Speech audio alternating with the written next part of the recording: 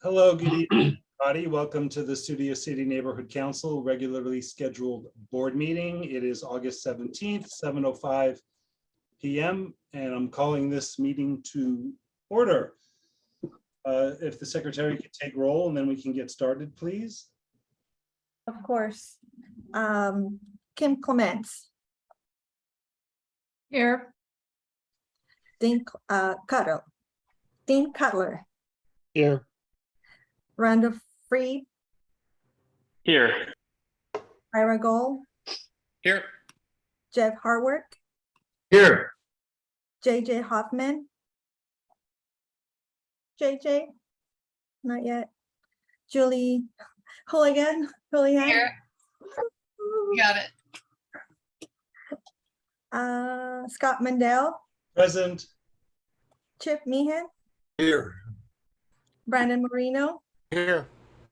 Richard Niederberg. Here. Karen Sorrow. Here. Alexa Steinberg. Alexa. Here. Adam Summer. Adam, is he here? Not yet. Abigail Velasco, that will be me, present. And we have a quorum. Hey, thanks so much. Let's move on to President's announcements. I'll keep it really short because we have quite a substantial agenda. We're going to be having a special meeting for the Wildlife District Ordinance. There was a motion passed in our last land use meeting. The turnout was pretty substantial for that. So this issue deserves a special meeting just for this one topic. As soon as I come up with a date, I'll announce it, send out an agenda, and we'll get that resolved. My second announcement is I'm going to read to you something I received from Department of Neighborhood Empowerment regarding disruptions during public comment. If Ira can put it on the screen, I'll read through this real quickly, and then we'll move along. Under the Brown Act, NCs cannot prohibit public criticism of policies, procedures, programs, or services of the city or acts or omissions of the neighborhood council itself. The First Amendment protects the public's free speech rights. Speech protected by the First Amendment can include verbal communication, signs, art, hand gestures, among other types of expression. Courts have held that offensive, obnoxious, and repugnant speech, including profanity and cursing, is protected by the First Amendment. The Brown Act allows an NC to have reasonable regulations for meetings, expressly allowing for time regulations, quote, limiting the total amount of time allocated for public testimony on particular issues and for each individual speaker. The NC may also pass and publish regulations in its agenda or standing rules that relate to disruptive conduct, such as speaking out of turn or interrupting others during public comment, whether by criticism or support. Regulations cannot be based upon the viewpoint of the speaker. In other words, please focus on conduct and not speech in deciding when to act upon disruptive behavior. Given the legal concerns, an NC that wishes to have regulations regarding conduct at meetings should consult with its NEA and the city attorney's office. Included below are suggestive steps to follow in handling disruptive conduct.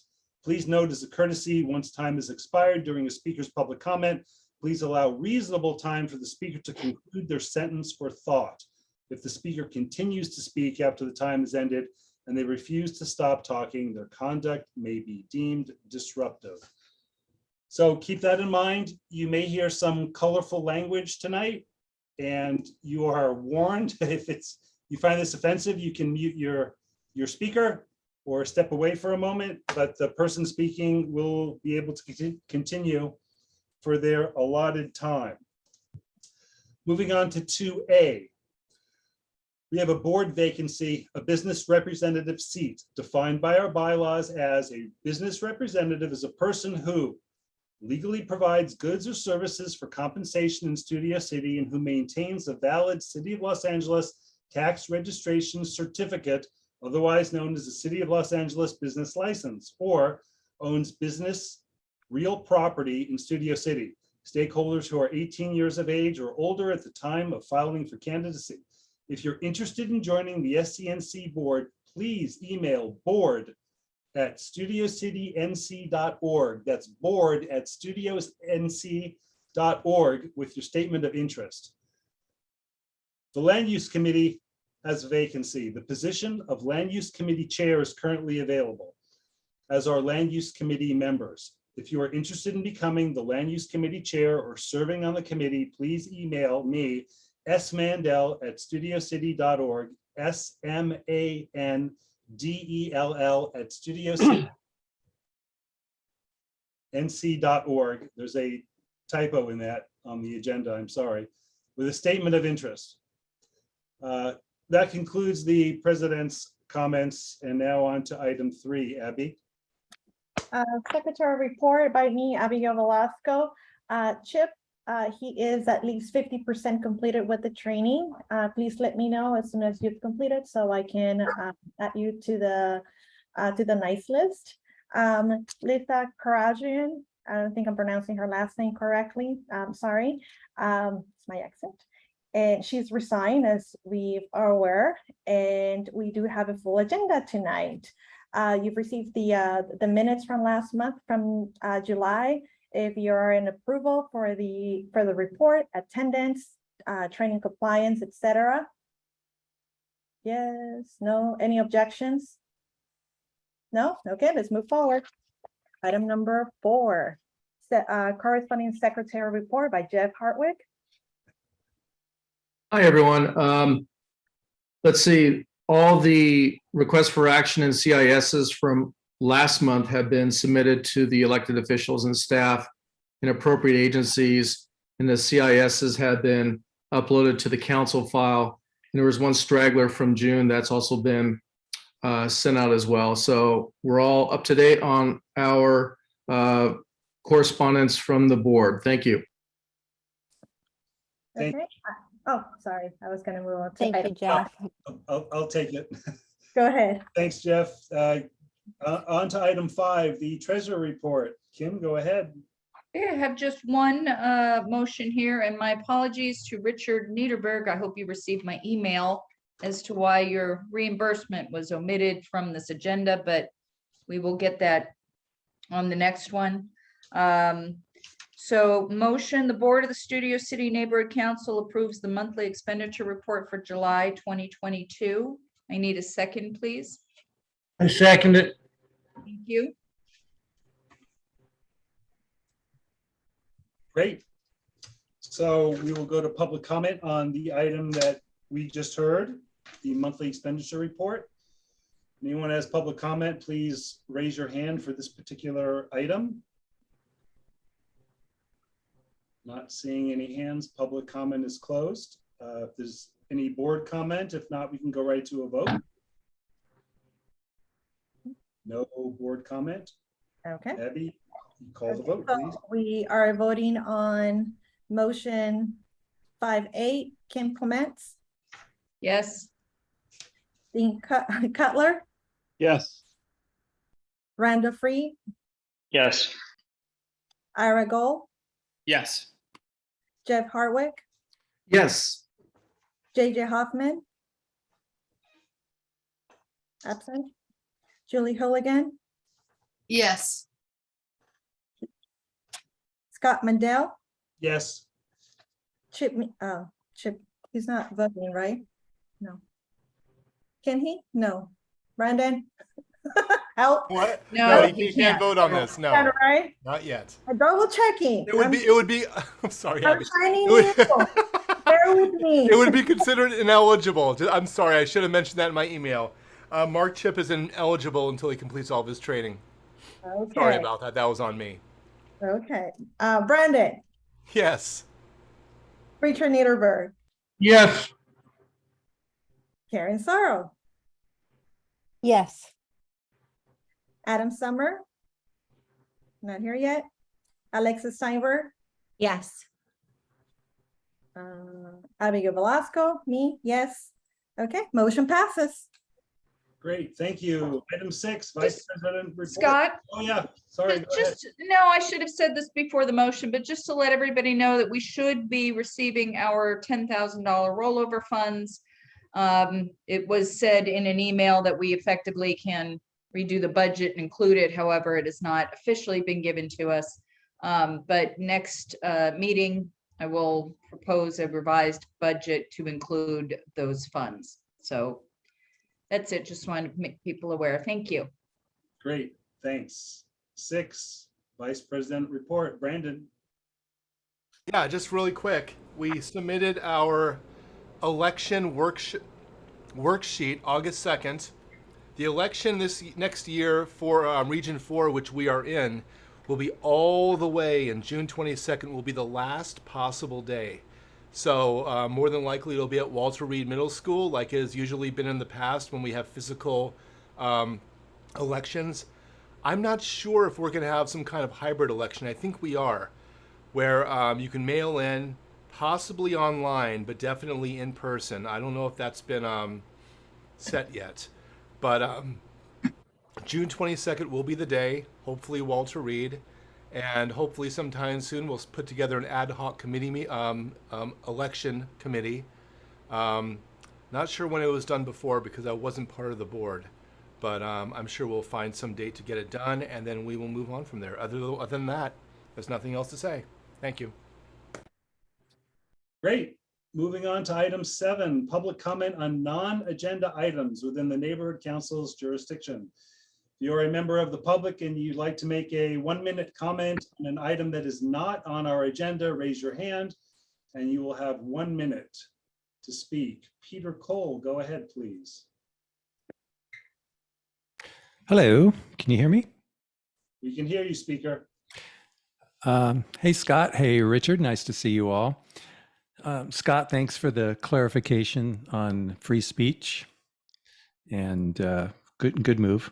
And then there's Brandon. Brandon, have you learned your lesson?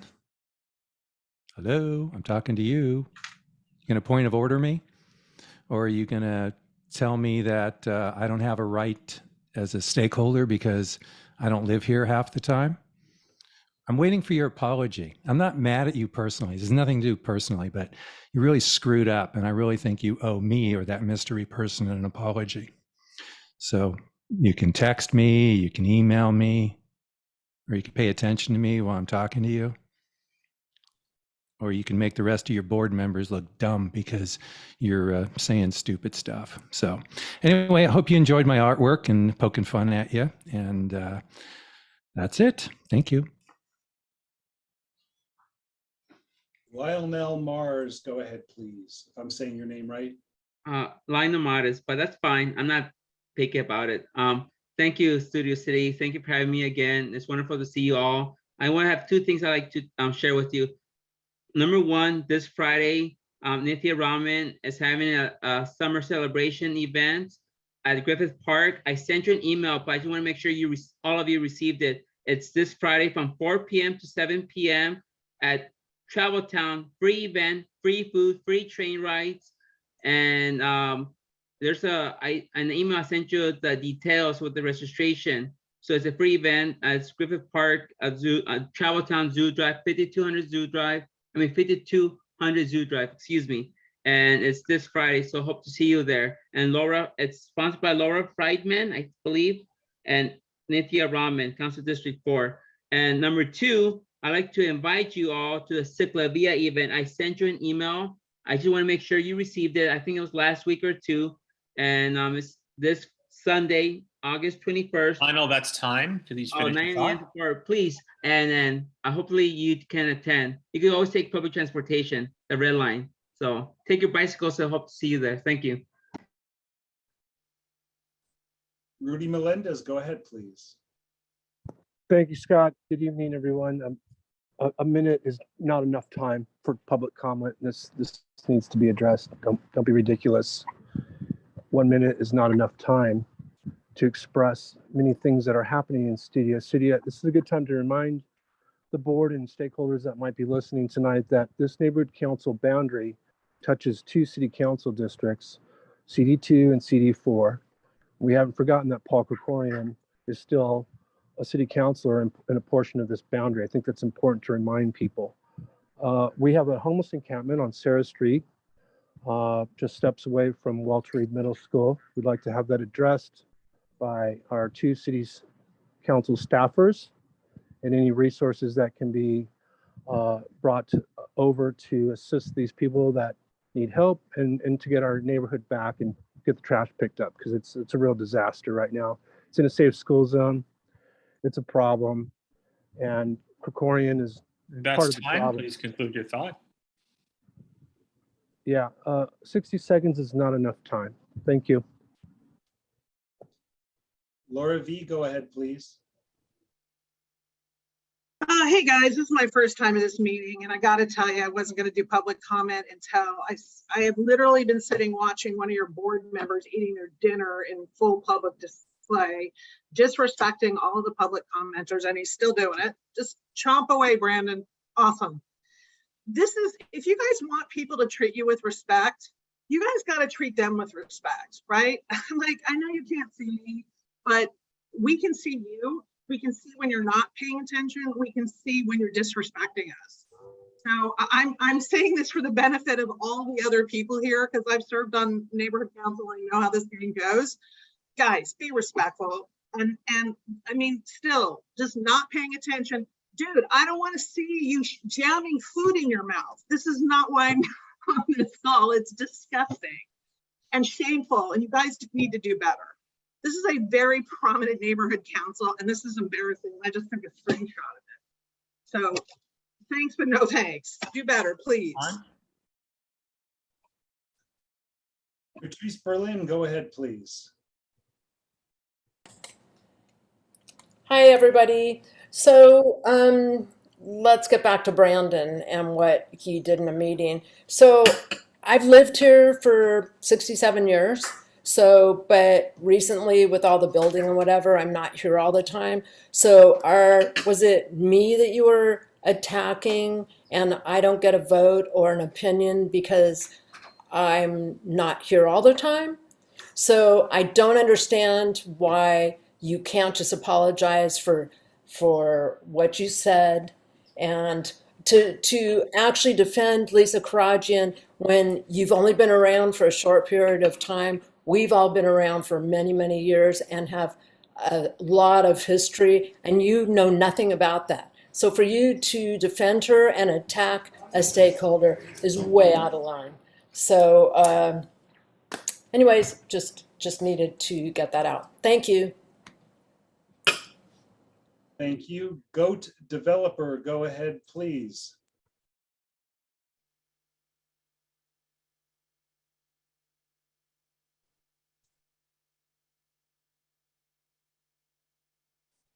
Goat, unmute yourself.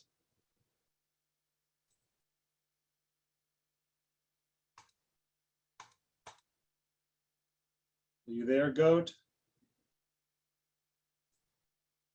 Goat, we're going to come back to you in a moment while you work out the technical issues. Call-in user number 1. You have 1 minute. Go ahead, please. Hi, this is Ruth. Can you hear me? We can hear you. If you can speak up a little louder, though, that would help. Hey, sorry, I try to be loud. Yeah, so you guys know me. I'm Ruth. I'm unhoused here in public. I've been here for a lot of years. There was a murder that happened to an unhoused person, I think on Tuesday, the day that LAMC 41 at City Hall. And that was stabbed about 88 times. 35. Other victims, witnesses, survivors, vulnerable people in close proximity that need to accept vouchers. All we need, and so I think we got thousands of vouchers for the tax and something like 5% or less. The landlord is accepting the vouchers. I heard that the Sportsman's Lodge was not going to that's discrimination. And that's time. Conclude your thoughts. Brandon's an asshole. Goat Developer, go ahead. Brandon keeps eating. Look at that disgusting face. Nom, nom, nom, nom, nom. Yes, he's disrespecting us. And what'd Scott do? Takes away my video privileges. Now I've been reduced to an ordinary digger. I used to be a proud citizen, and now I've been reduced to a voice. Meanwhile, Brandon just continues to eat and eat.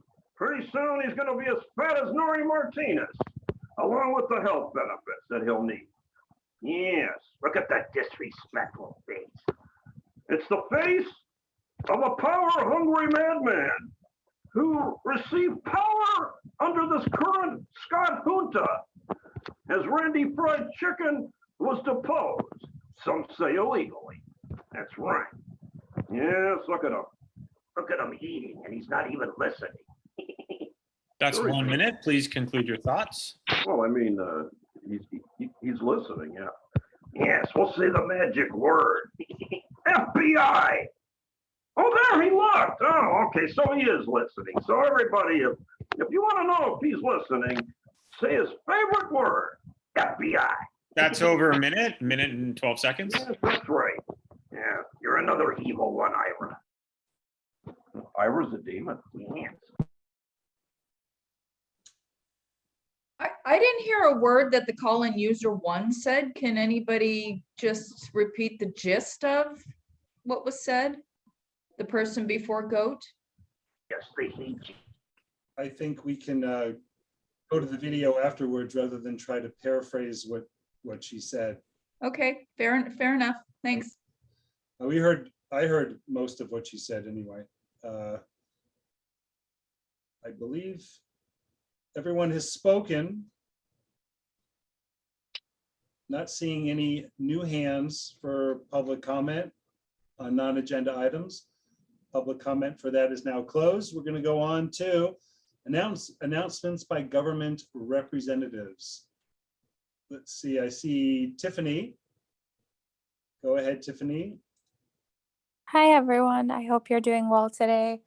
I wanted to thank those of you who were able to come out to National Night Out. We appreciated having representation from Studio City there. I don't have too many updates today, but I did want to mention that you're able to get free recycled water for your garden. I know a lot of people had reached out to our office about concerns about the watering schedule and their lawns.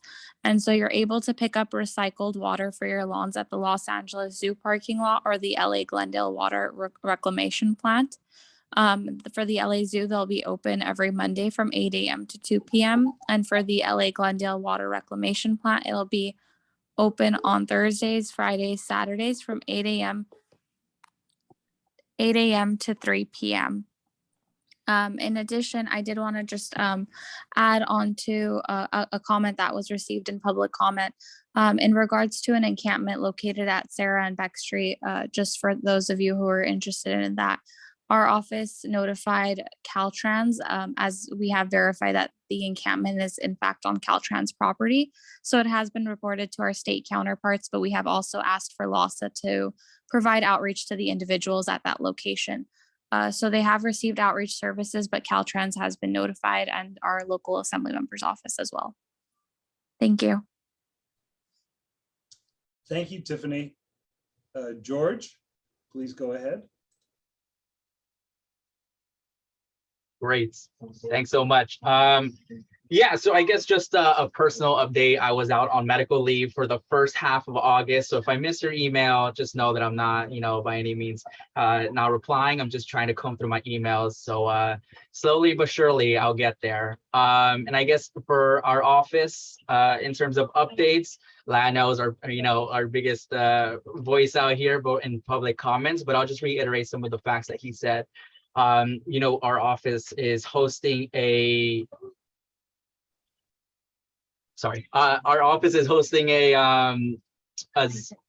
Griffith Park event this Friday, and we're gonna be located right on 5200 Zoo Drive, so be sure to be there. We'll be from 4 to 7. We're also gonna be on Cicla Via on Sunday, August 21st. We will be stationed at 4531 Hollywood Boulevard from 7 a.m. and till like about 4 p.m. And mind you, there will be some road closures. For more, details about that, go to ciclavia/street closures. And also, I just wanted to highlight, in partnership with the SCNC Cultural Affairs Committee, which I'm sure you'll hear about later in the agenda, we will be hosting a movie night to celebrate Hispanic Latino Heritage Month. This will take place September 10th from 7 to 10 p.m. Our council member will be there, as will I, and we're really excited. We're working on providing a taco vendor to incentivize a higher participation and attendance. And I did also want to highlight one other Studio City pop-up drill that Patty Kirby mentioned to me, happening on Saturday, August 27th from 4:30 to 7:30 to prepare our neighborhood for post-disaster crisis and response. You must sign up on Eventbrite. I will post it later on my newsletter, but if in case you're not subscribed to it, it would be at ntp-la.popupdrill-august22.eventbrite.com. I think in terms of that, we're also having our business walk in September, early September. Sue is back from maternity leave. So if you have any other business related questions, feel free to tag me and Sue along, and we'll be happy to answer your questions. Other than that, I think I'll keep it short and sweet this time. Scott, I know you mentioned you have a long agenda ahead, so that'll be it for me. Thanks, George. I know we do have a long agenda. I did mention that, but I think it's important if you could hang out for a minute or two, if you and Tiffany would entertain a couple questions, maybe from the public and or the board. If anyone from the public would like to ask a question or make a comment, raise your hand. Scott, are these timed or no? Yes, these will be timed. Not seeing any hands raised. Let's go to the board. Brandon, go ahead. Yeah, a couple questions for Tiffany. We have Luminaria coming up, and I think it was mentioned earlier about extra staffing over at Campo de Cuenca. If you can maybe add, I think it might have already been answered, but if you can maybe talk about that a little bit. And also a stakeholder earlier last month mentioned maybe bringing Ciclavia back to this North Hollywood, Studio City area, and that would be for CD2 and CD4. Is this something that you might have planned in the future, bringing Ciclavia back to the area? Thank you. Sure. In order to answer that, in regards to the Campo de Cuenca, we did receive word from Rec and Parks that they are in the process of hiring one additional staffer. They already have one staffer that's scheduled part-time, so they're working on hiring a second one just to assist, just so that there's 2 people on site. They told me that the estimated time for that would be late August, early September. They were hashing out a little bit of issues that had ran into, and so they told me that they would have an update for me later, but that if the board or anyone has questions about it, they could send me an email, and then I could send out a meeting invite to them and talk to Rec and Parks and then update our stakeholders. So if you have any questions specific for the Campo, feel free to send me an email and I could follow up with Rec and Parks on that. In regards to Ciclavia, I can get in touch with our transportation deputy, Sahag, because he would likely have the most recent updates on anything relating to those types of events or anything that has to do with like Metro or Metro Link, anything really transportation related. So he might have an update on if we plan on bringing that back, but I can go ahead and check in and keep you updated. Thank you. Thanks. And Julie, you have a question? Yeah, thank you. Thank you, Tiffany and George, for being here. Tiffany, I think you might want to answer this, but George, feel free to jump in as well. We've talked a lot recently. The homeless encampments have been in such great shape, but a few are popping back up, and the 4118 passed. It's a subject that's never far from anybody's mind. But I wondered if you could talk a little bit about the available housing when people do get outreach services. I understand that there is housing available right now, and I just wondered if you guys could elaborate on that. Maybe not permanent, but interim at least. Yeah, Julie, I can tackle this. So each, as you probably already know, each interim shelters, they're just based solely on the jurisdiction within council districts. So the number of available beds varies either from Council District 2 to Council District 4. Sometimes we might even tag all across the city to Council District 10. So it really varies. And with the shutdown of PRK with PRK, we've had to have some battles with keeping those beds online in terms of like interim shelters. So in terms of what our office is doing is, we're trying to make sure that all the interim shelter beds that were previously came online, we're going to continue keeping them online, as well as providing more, I guess, trying to work with LAHD and understanding where in the city we can also add more interim shelters. So I hope that answers your question. If not, I'm always happy to chat offline as well. Great, thank you for that. I do see a hand up from the public.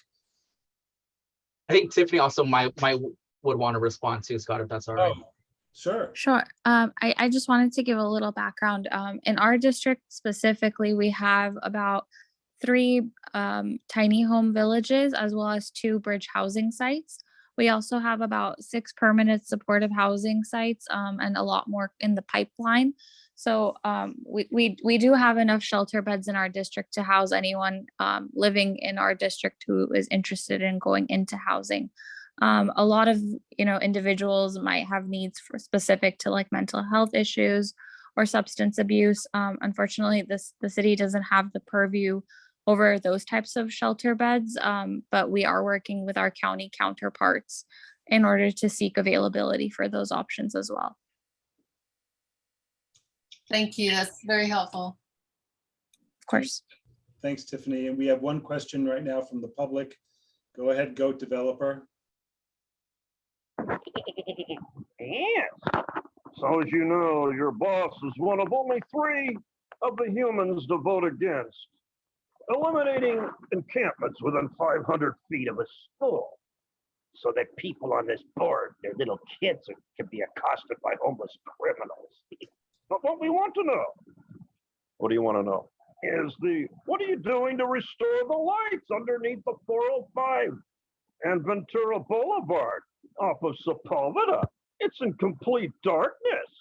And so when Scott goes that way and goes under the freeway, he's in danger like Goat Puppet. When are you going to restore the lights so people can safely jog in the morning? Yes, and walk their animals.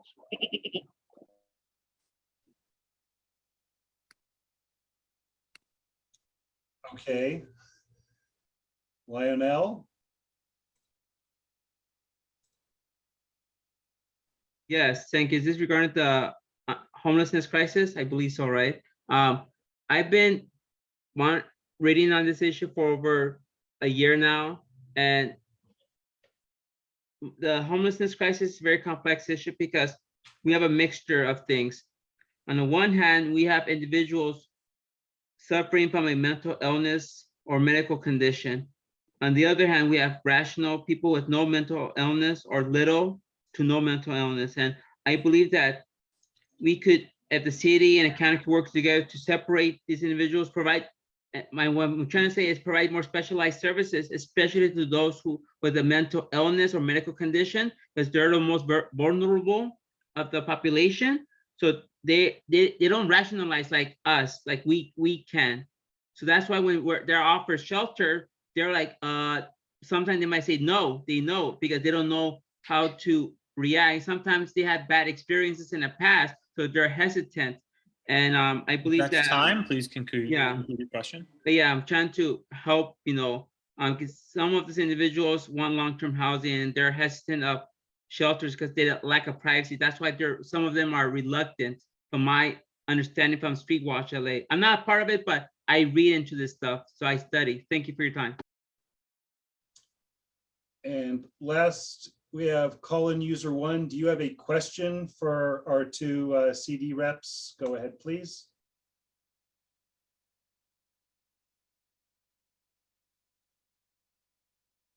Hi, yes, I would reiterate the question. Is there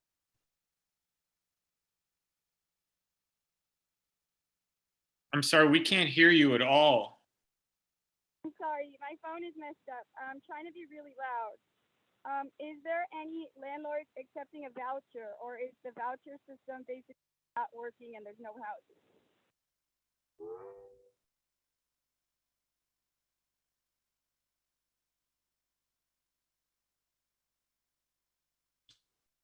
Hey, I heard something, a question about landlord and vouchers. I just can't piece it together a little bit. She was asking if any landlords are accepting the vouchers. Section 8 housing, there's different types of vouchers. If there's like Section 8 housing vouchers, there's also emergency housing vouchers. As of now, I'm not sure how many landlords. It would be completely up to them to decide who, would be accepting those vouchers. But we're always happy to work with any landlords who want to accept housing vouchers. The same can be said on our office's behalf as well.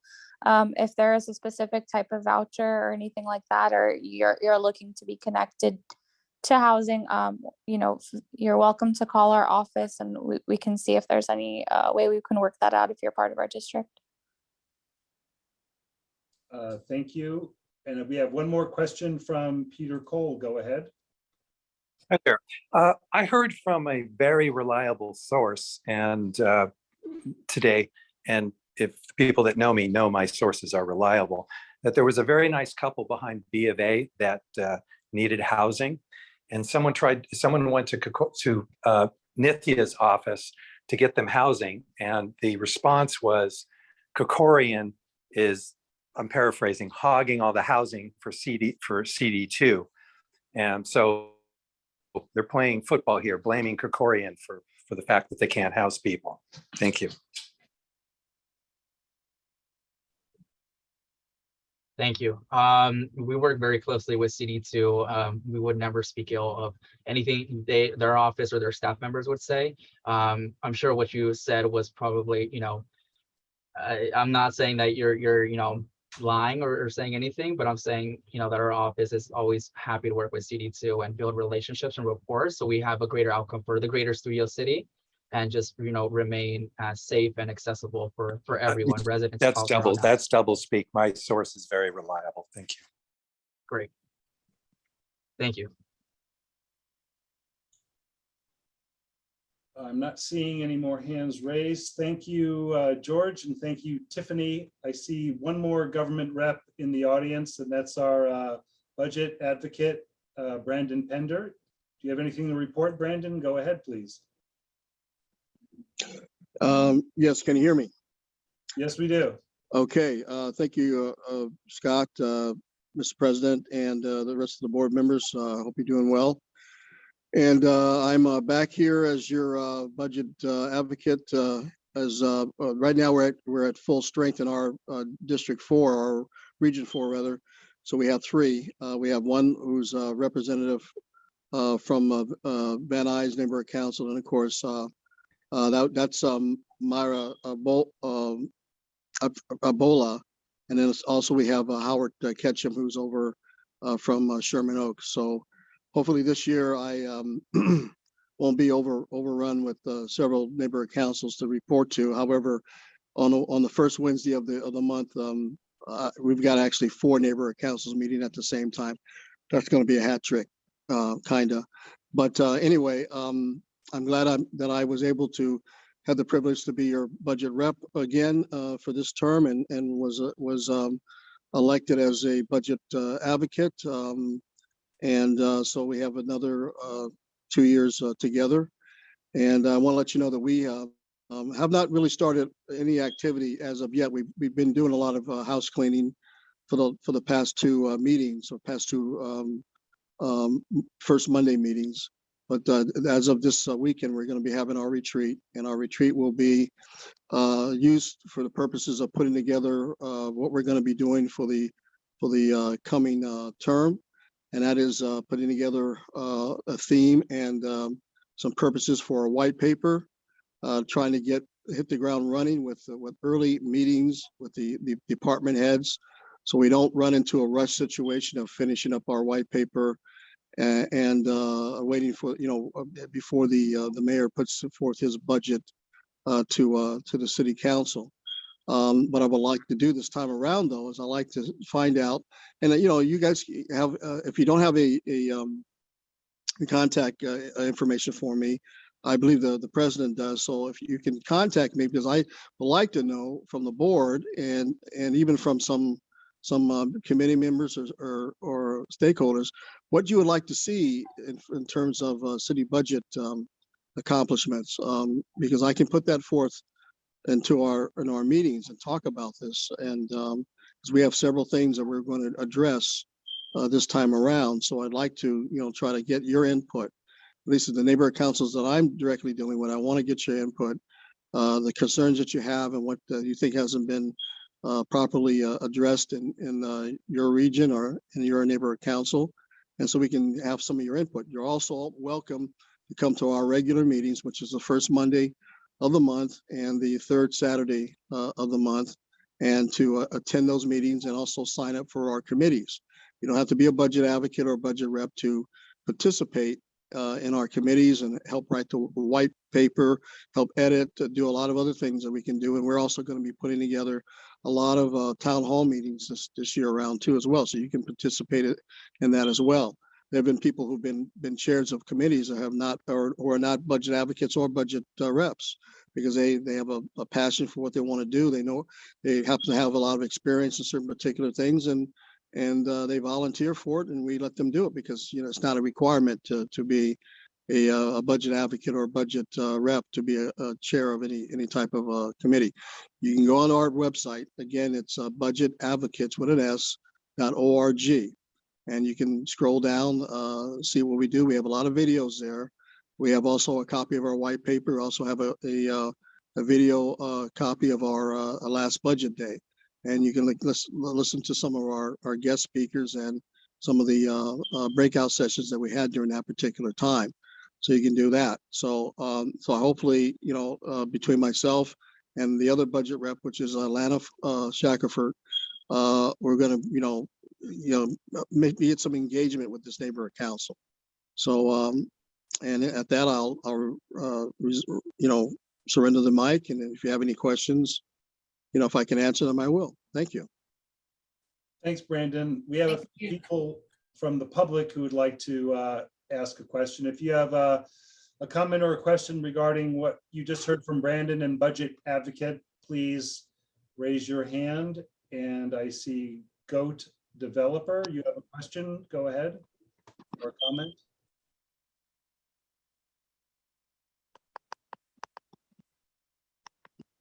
Goat, unmute yourself, please.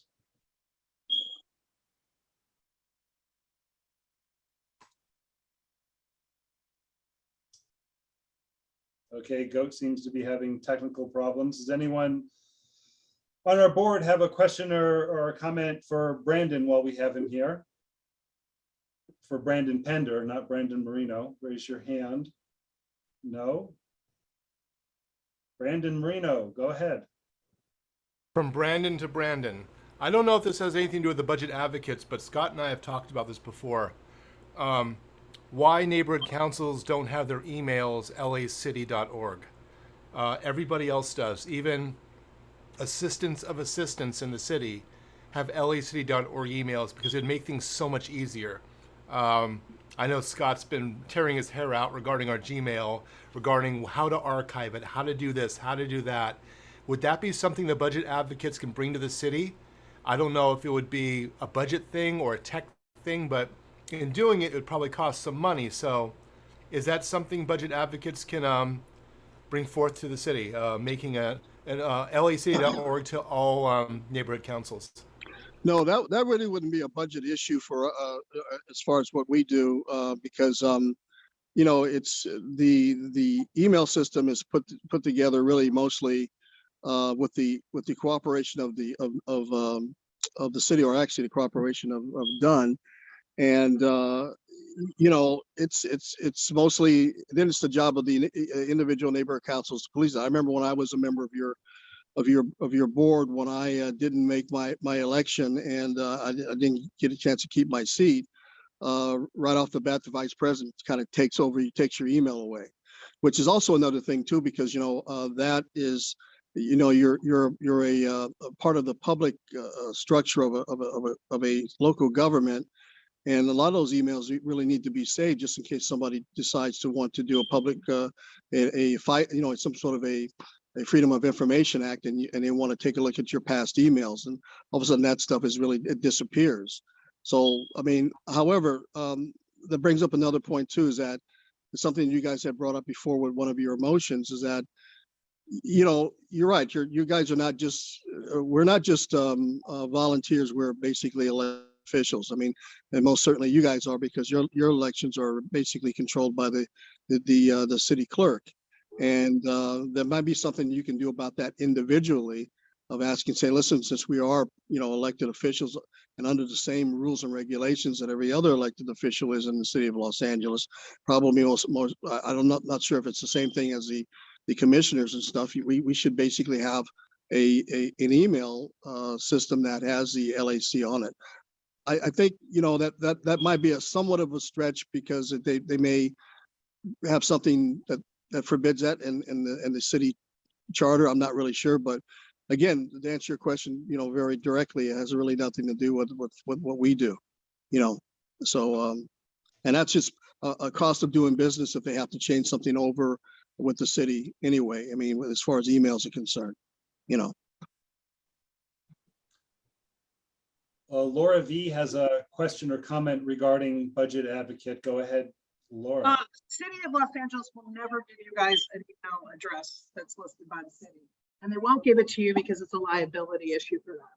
They don't acknowledge that they really represent you. So when it comes time for a legal challenge, it won't work.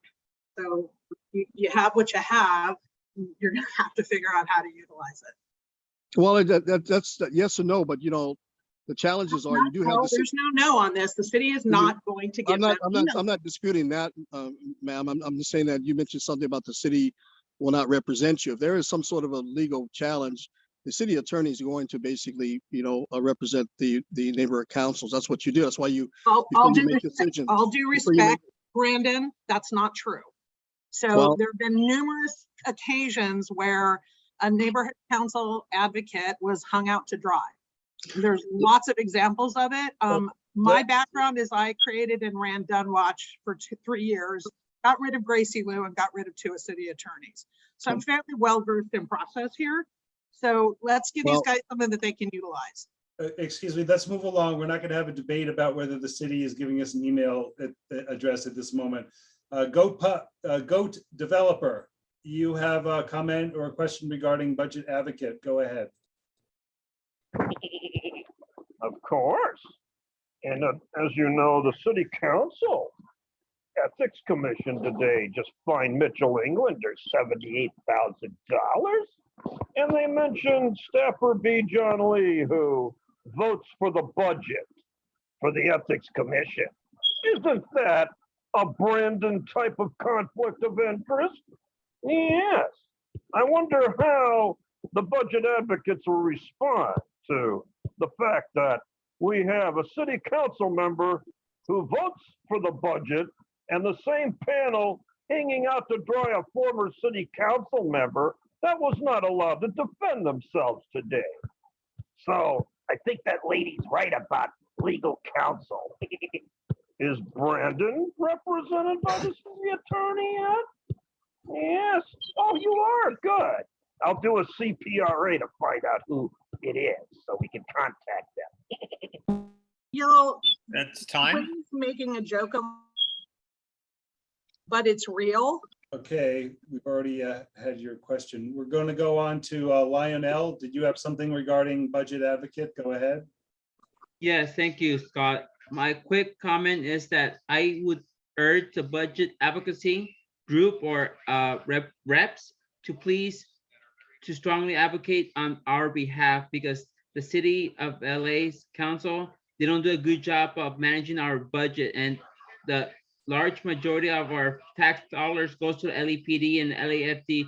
I have nothing against that, but it's too much. It's too much money, and we strongly urge you to fight for our communities and to divert the funds to social community development services. Thank you. Am I supposed to answer that, or? Yeah, if you want to just wrap it up real quick. Okay, yeah, sure. Yeah, we actually go through that sort of thing when we go through the budget for the white paper, because we have to look at, you know, what the essential services are that we have to look at, and that would be part of the public safety portion of the budget, which clearly it takes up to I think something like 80 to 85% of the budget. And so, yeah, we have a lot of people that do that, because we have a committee for the LAPD, the fire department, and also the unions that represent them, and also the city attorney's office. So we're looking into that as well. We deal with that every single term, and some of the things that the mayor and the city council kind of agrees with us on, and you've seen small changes, but overall changes, what's happening, especially we went through the defund the police aspect of it, which was back almost 2 years ago. That was affecting a lot of things too. So this is an ongoing debate that we just have to work that out. And right now I can't really say anything else other than that fact that until we have an official, statement on that, it would be improper for me to continue to address that with you. Okay, thank you, Brandon. Okay, thank you very much, and have a nice evening. Thank you. Okay, moving along to item 9, we have a motion from what was the Land Use Committee as it last met. It's now being reconstituted. Randy was kind enough to present this to us. So Randy, if you would read us the motion that came out of Land Use. Sure, I think it's worth noting that the land use committee members didn't quit, but in any event, just the chair. In any event, the motion that was passed, 9A, the board of the Studio City Neighborhood Council supports the proposed construction of the Crescent Apartments, an apartment building located at 4260 North Arch Drive, CPC-2017-3759-DB-SPP-SPR. ENV-2017-3760-EAFA to include 129 residential apartment units, 17 of which will be set aside as affordable housing for low-income households. 5 stories with a maximum transitional height of 76 feet to the highest point, to include 145 parking spaces on 2 subterranean levels. Worth noting that the developer is on this call with us as well.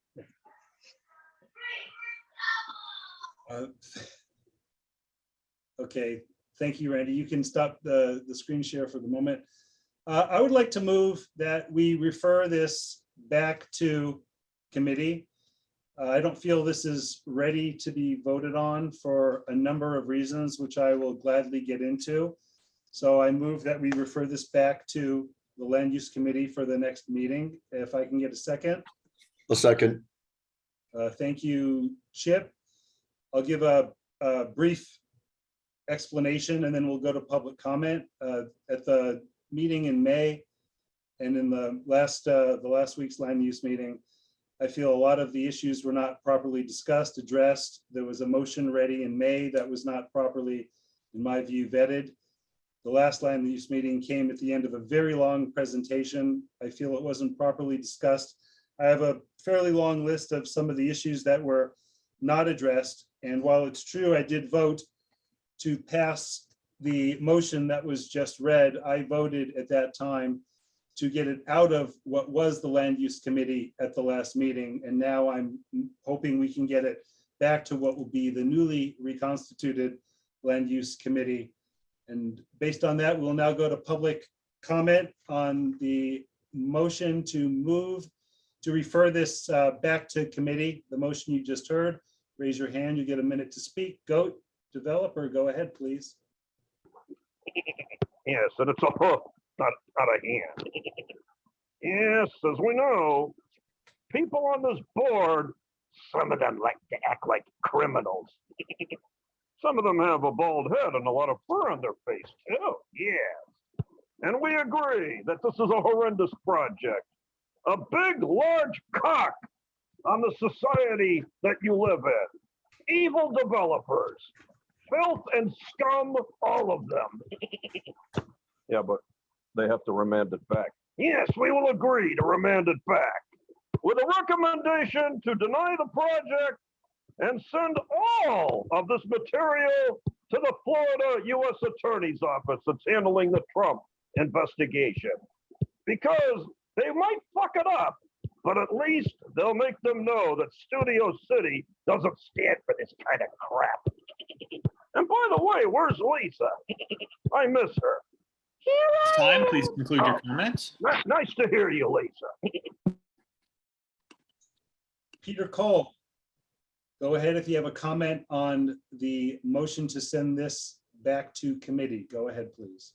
Yeah, I agree with you, Scott. Watching the meeting, it's quite the embarrassment. There's no rhyme or reason or form or logic by the previous land use chair, how she deals with these projects. So it'd be nice to give this developer another bite at the apple with somebody who has some common sense. Thank you. Thank you. Jonathan Riker, go ahead, please.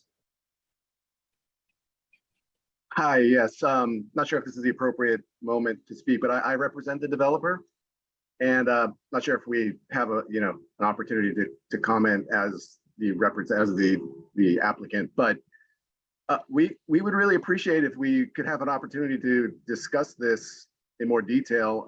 Not quite sure why it would be remanded back. We had 2 meetings, and I think maybe we're caught up in some kind of situation with the former land use chair. I'm not sure, but we presented the project twice. The first meeting was very positive. We had a few additional, very minimal number of additional items that we were requested to address, which we addressed in the second meeting. So I'm a little puzzled why it would be remanded back. I mean, we're happy to do another presentation for the board now to discuss the project for those who may not be familiar with it. Now it's time, please conclude your comment. Yeah, but we'd really like the opportunity to understand why this motion would be put forth and have an opportunity to rebut that and hopefully persuade you to recommend approval of the project. Thank you. Adele Slaughter, go ahead, please. Hi, can you hear me? Yes, we can. Thank you. So in the board meeting, in this last board meeting, there was no examination of alternate plans to develop and what is really an oversized property, because it goes, so they get, there's a whole height thing, but it's higher than the height that is allowed by the specific plan. And this is, there's a lot of, we need to discuss the necessity rule. In other words, is it absolutely necessary that this very large project be built? And those discussions did not happen. And part of the problem that they did not happen was, I think there was just some stuff going on, and our land use chair was not present at the last meeting, and the meeting before, she was pushing to have it accepted before we had fully discussed all the different issues. And I have a list of 10. Please conclude your comment. I have a list of 10 things if you would like. I can't obviously do it in public comment. I don't have time, but there are 10 things that were not discussed, including traffic safety and lot coverage and the 30 feet above the specific plan. And there's also no discussion about the waiver request from, it was too many things that were not discussed and should be discussed at committee level. And I urge you to vote to send this back to committee. Thank you. Dan and Nicole, go ahead, please.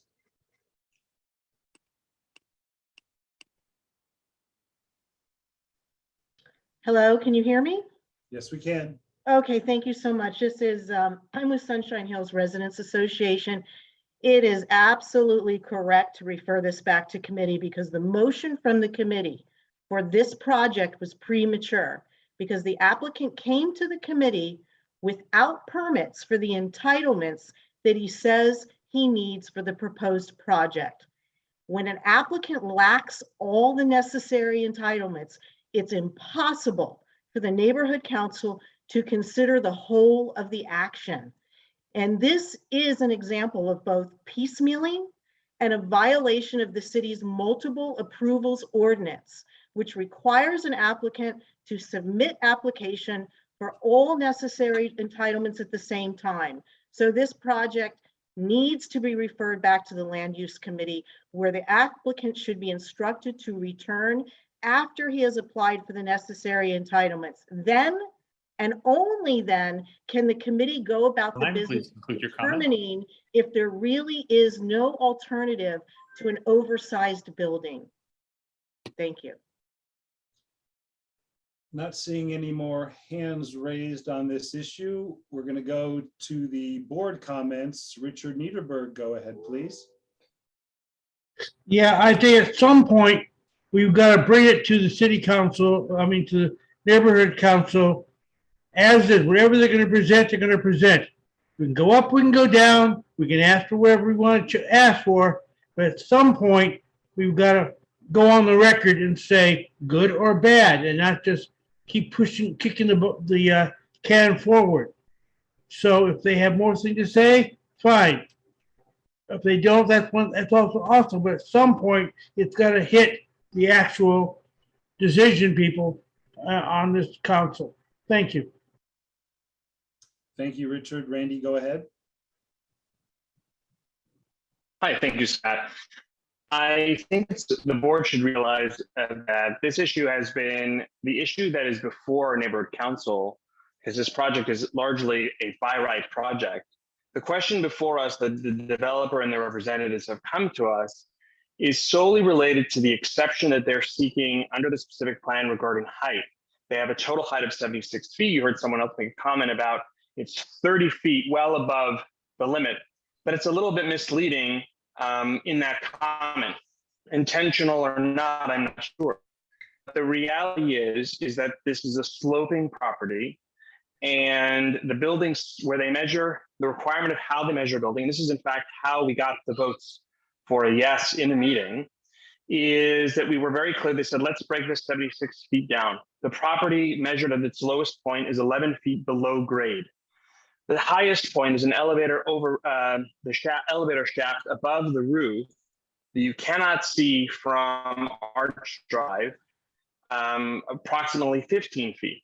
So from the street, this is a 57-foot. It appears as a 57-foot high building, and after that clarification, it passed the committee. There was a lot of rigorous conversation in this last meeting, regardless of the dynamic with the previous board chair, and all of the other questions, valid as they may be, they should have been presented at the first meeting back in May. Many of them were. The applicant was given items to respond to. They did for this meeting and represented their case. And I think it's unfair to the applicant when the sole question before us is regarding an exception to the height, to continue to send it back to a committee to address issues that's not related to the actual question that they are asking us. And I would urge you to vote down this motion. Jeff Hartwick, go ahead, please. Yeah, I attended the land use meeting along with many others here. One of the concerns I have is exactly that, the height. Marshall's down the street is 36 feet high, and this is going to be 40 feet higher than Marshall's at its highest point. And I think that it should be reduced in height somehow. I think it's out of aesthetically out of place for that particular area. And I don't want this to be approved with a maximum height, then the next developer is going to come along and say, hey, let's you approve this project, let's approve this one too. Why don't you approve ours? And we're going to be looking like Encino on Ventura Boulevard there after a while. So I do have concerns about the height, and I think it should be reduced. I agree with what Adele said. It's just way too high for the area. Thank you. Kim? Yeah, the height, of course, is a concern also of mine, seems to be across many of us.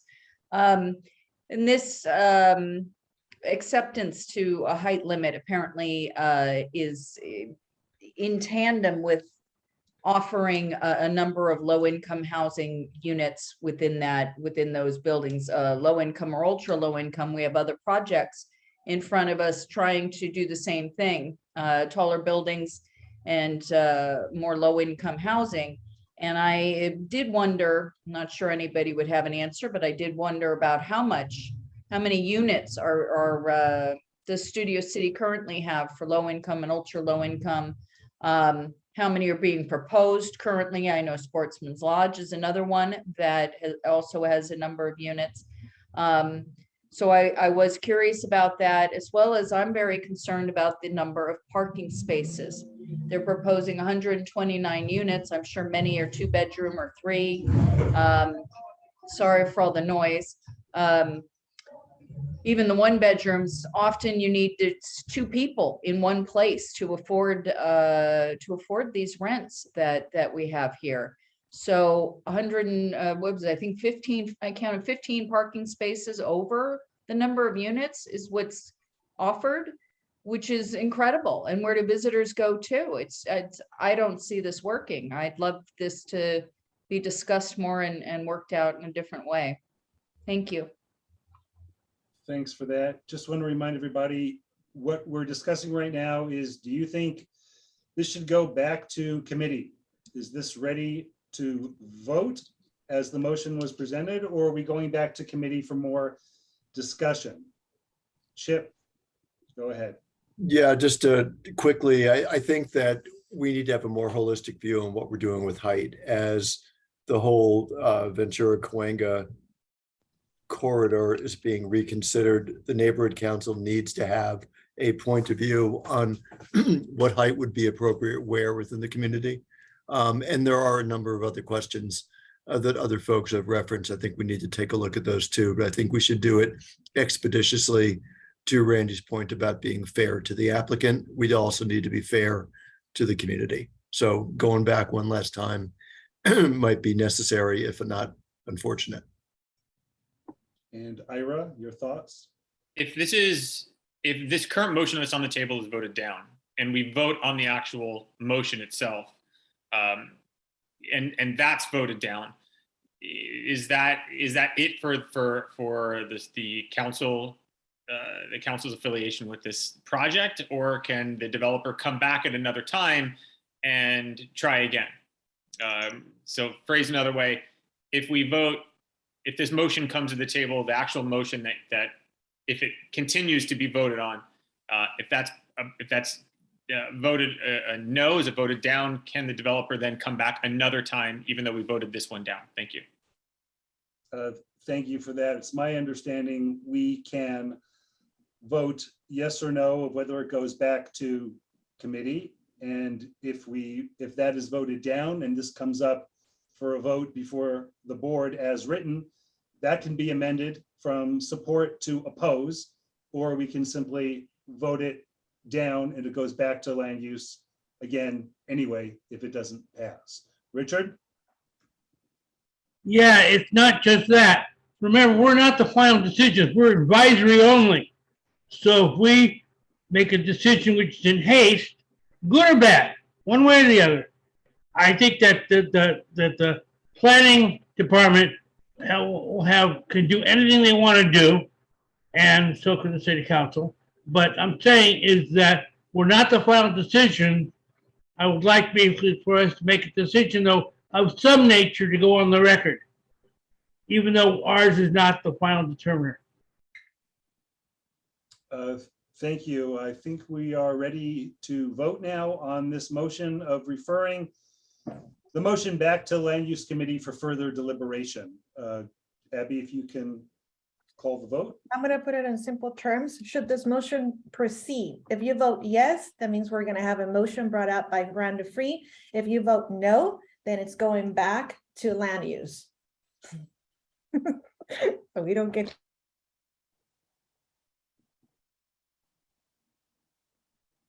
Abby, you muted yourself. Sorry, did you hear me earlier? No? We did hear you, that right? put the motion in simple terms. Okay, yes. So Kim Clements. And now I have forgotten what. Okay, so in simple terms, should this motion proceed? If you vote yes, then we're gonna have the motion that Rhonda Freed brought up. If you vote no, then it's gonna be sent back to land use for revision. No? right. No. Point of information. If you vote yes, you're voting yes on referring it back to the committee. And tabling back it, to the bring it back.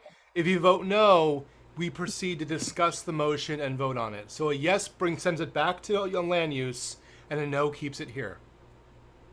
Correct. Okay. All right. Kim Clements, Yes. Din Cutler, No. Rhonda Freed, No. Ira Gold, Yes. Jeff Hartwick, Yes.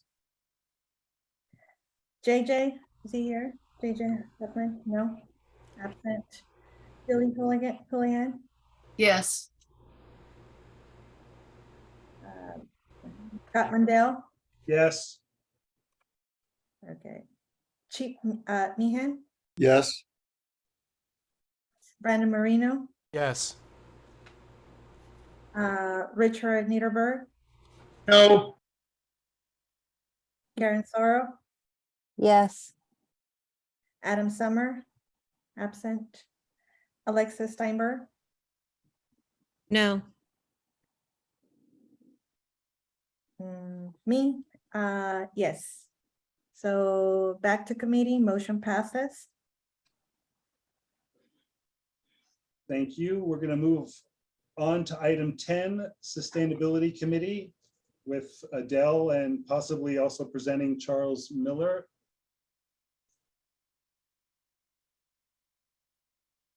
Adele?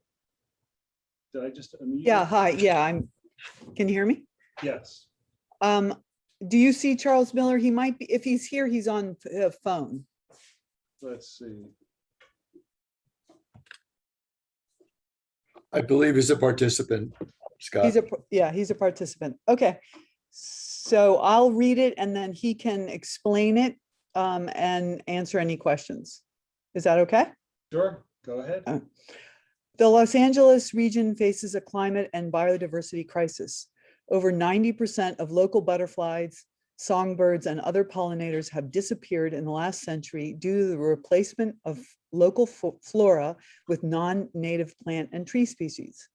Native landscape plants and trees can thrive in our urban environment and furnish all the benefits non-native trees can offer in terms of canopy shade to offset the heat island effect, beauty, and shade for humans, while providing the only path to sustainability for biodiversity, water and energy savings, and elimination of soil amendment runoff pollution.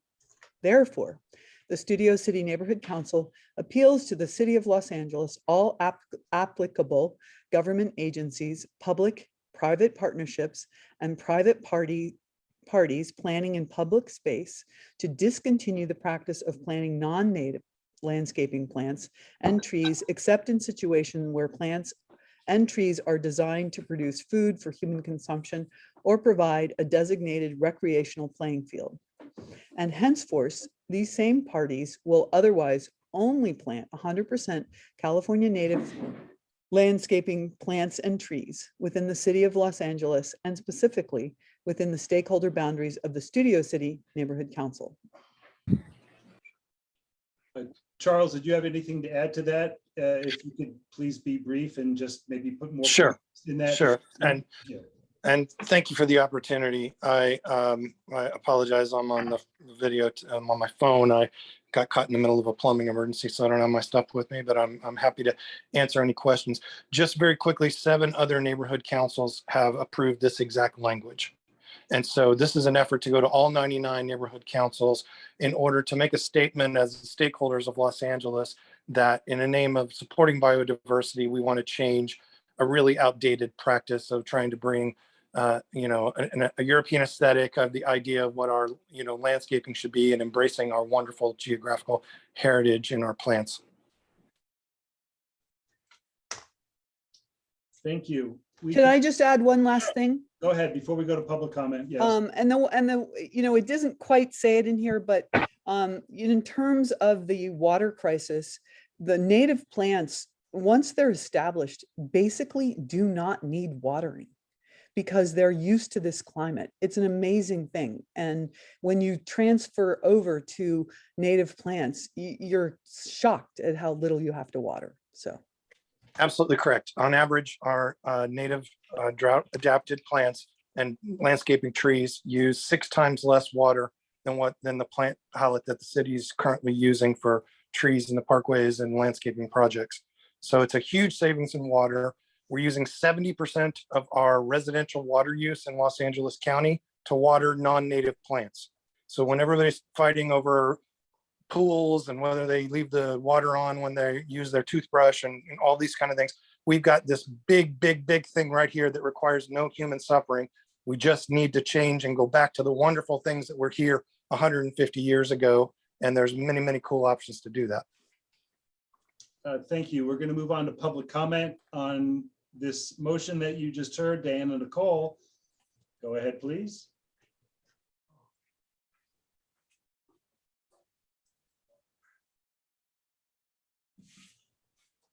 Thanks, Scott. So I'm on the Sustainability Committee and voted in favor of bringing this motion to the board. But I'm also on the board of Los Angeles Audubon Society, the NCSA Trees Committee, all of which support this motion that's kind of eating its way through the neighborhood councils.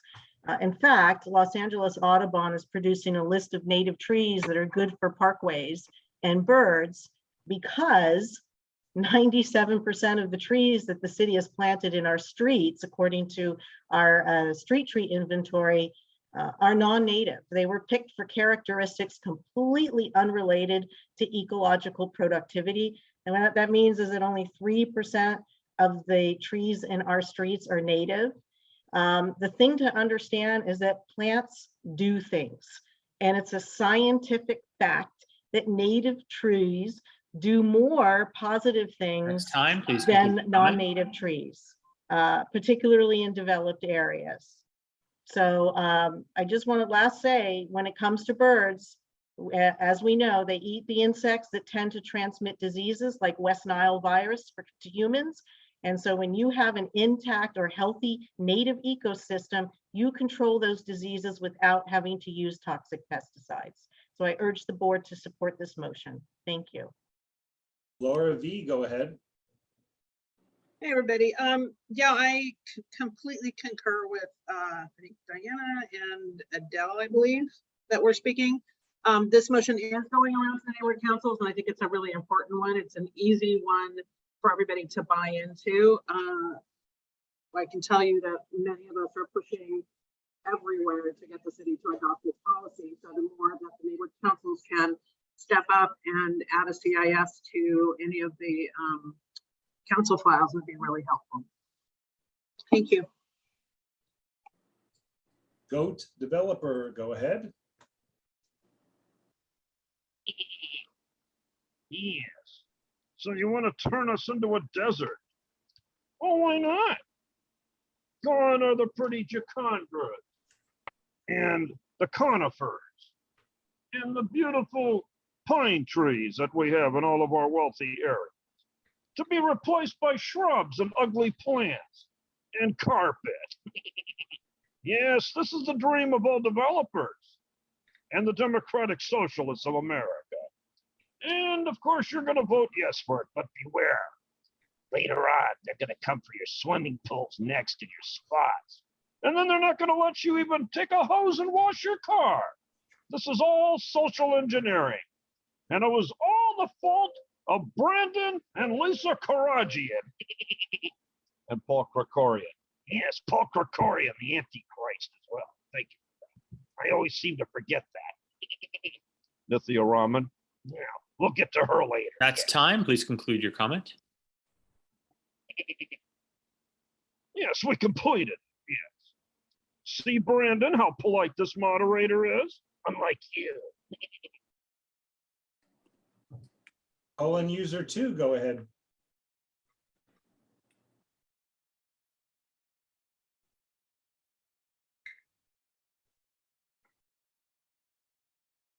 Low income unit. So I'm for the sports. We can't hear. We can't hear you, speaker. I can't hear either. I'm sorry, I'm doing my best. I might be able to switch phones in a minute, but Ben Besley said he wasn't going to take any subsidies or vouchers for the low income units at the Sportsman's Landing, which is so that would be a good reason to send back to committee. I don't know if he's saying that to appeal to the neighborhood council or what, but Excuse me, we're not on that item anymore. We're on number 10, talking about the motion that was just read from the Sustainability Committee. Are you talking about vouchers? Sorry, I was talking about the apartment building that you guys wanted to send back to committee. I was raising my hand. Did you take public comment on that? That's a done deal. It's already back to committee. Do you have a comment on item 10 that we're discussing? Yeah, the LA River got $150,000 to replace all the native, non-native plants, and it hasn't tapped into it. I think it's a great idea. Thank you. Thank you. Melanie, go ahead, please.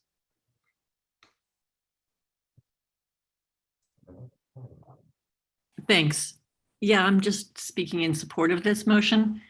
It's helpful beyond the water conservation impact of transitioning back to a native plant palette and the biodiversity benefits we get. It's important to understand that our native plant palette is very large and very diverse and provides different blooms all year round, very colorful. Folks who have transitioned to native landscapes find that they see a lot more hummingbirds and butterflies in their yards. The smells remind you of home. It's a completely different grounding experience. And it's very important to consider the water conservation benefits and the soil health, the biodiversity, the flora and fauna. This is something we can do if we— That's time. Please conclude your comment. It is a goal in the city's plans. We need to start encouraging the city to meet these goals. That's it. Lionel, go ahead. Yes, is this for item number 10? Yes. Okay, I support the idea of native plants and native trees. Also not to forget that there are trees that are not native but are drought tolerant. Let's keep that in mind. We should also focus on drought tolerant species and trees. And I also would encourage people to attend the Theodore Payne Foundation's workshops. They have workshops and sessions about how to take care of your landscape, and they also emphasize native plants for those who might be interested. And I also would encourage people in Studio City and surrounding areas to check out treepeople.org. They have resources and videos on how to take care of your trees and plants. And then also check out cityplants.org. Thank you for your time. Thank you. Not seeing any more hands raised. We're going to go to the board now for a discussion and comment on this motion. Kim, go ahead.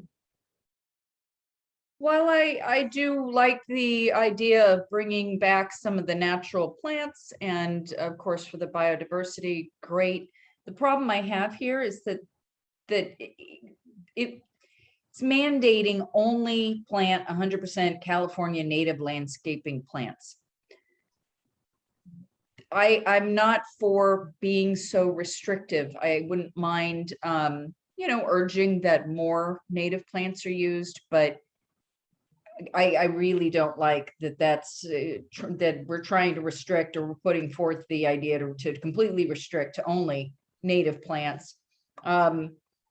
This also mentions private parties planting in public space, as well as public-private partnerships. We're one step away from California then, if they like this and get on this, to mandating that every household only use such.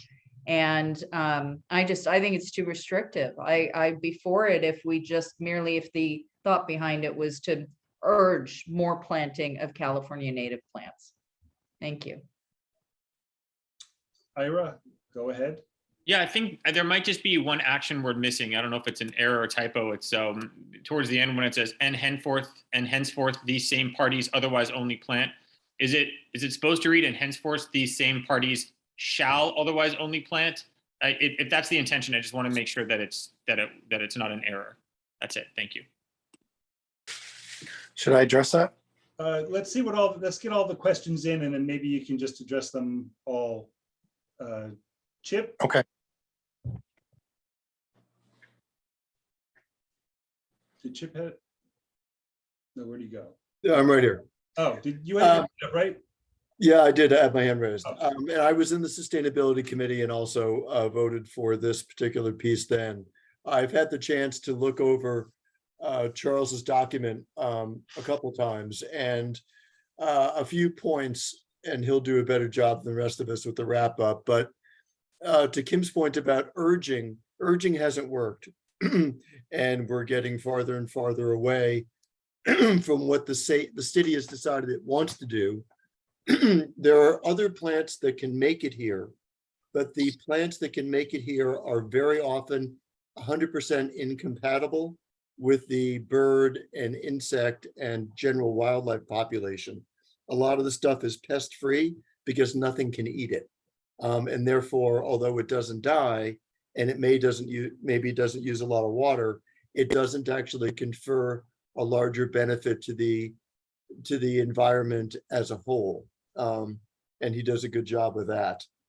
That's probably what I have. The other piece is if the city did nothing but plant natives for the next 50 years, at the end of 50 years, roughly the end of the life cycle of the existing plants that are already in, we would still only be at 50% native within the city urban tree canopy, because of the fact that we've gone so far to away from planting natives to only planting ornamental trees that we're out of balance. So this sort of drastically brings it back to balance. But I hear you. We went back and forth on the language as well.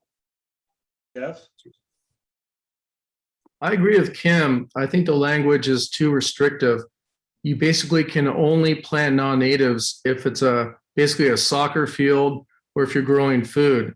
And I think that's just way too restrictive.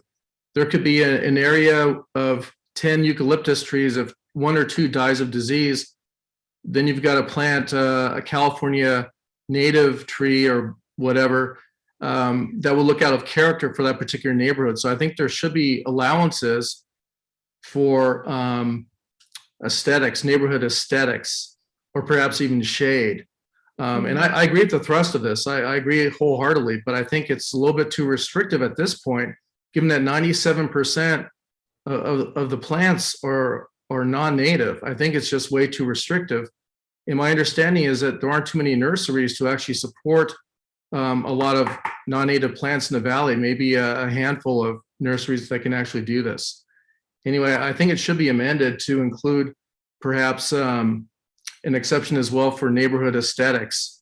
I think that would be appropriate, just so it's not completely restricted to food consumption and basically soccer fields. Thanks. And Karen? I guess I generally support this. I guess there is a point about neighborhoods being affected by it, but I do think that it's a water issue mainly, not only for the city, but for families, because, you know, it costs more and more to use electricity, use water, and then we do have, you know, continual droughts. And I've actually replaced plants in my garden with succulent plants, and I can just say, like, nothing is as colorful as a succulent bloom in, you know, what my experience with roses or whatever. So I do think that we have nurseries that support this. I think the nurseries themselves understand how important this is. I don't know if you guys, we've mentioned these public things, but Sago Nursery is a family-owned business in our neighborhood, which is phenomenal. Lots of knowledge about this issue. They said they had a temperature of 120 last year. So, you know, we're dealing with a lot of climate issues, and, you know, we can pretend that, you know, we can just keep things the way we've been doing it, but I'm going to support this because it's a drop in the bucket. Thank you. Randy, go ahead, please. I think the issue about whether it's extreme, the exact language was talked about in sustainability was maybe you should say a majority of trees should be planted that are native and not be 100%. And there were some really good points that were raised, really centering around that we're kind of past the maybe the majority should be planted. And I think even we've seen in the news that states are literally fighting over water because the federal government is enacting never before water restrictions.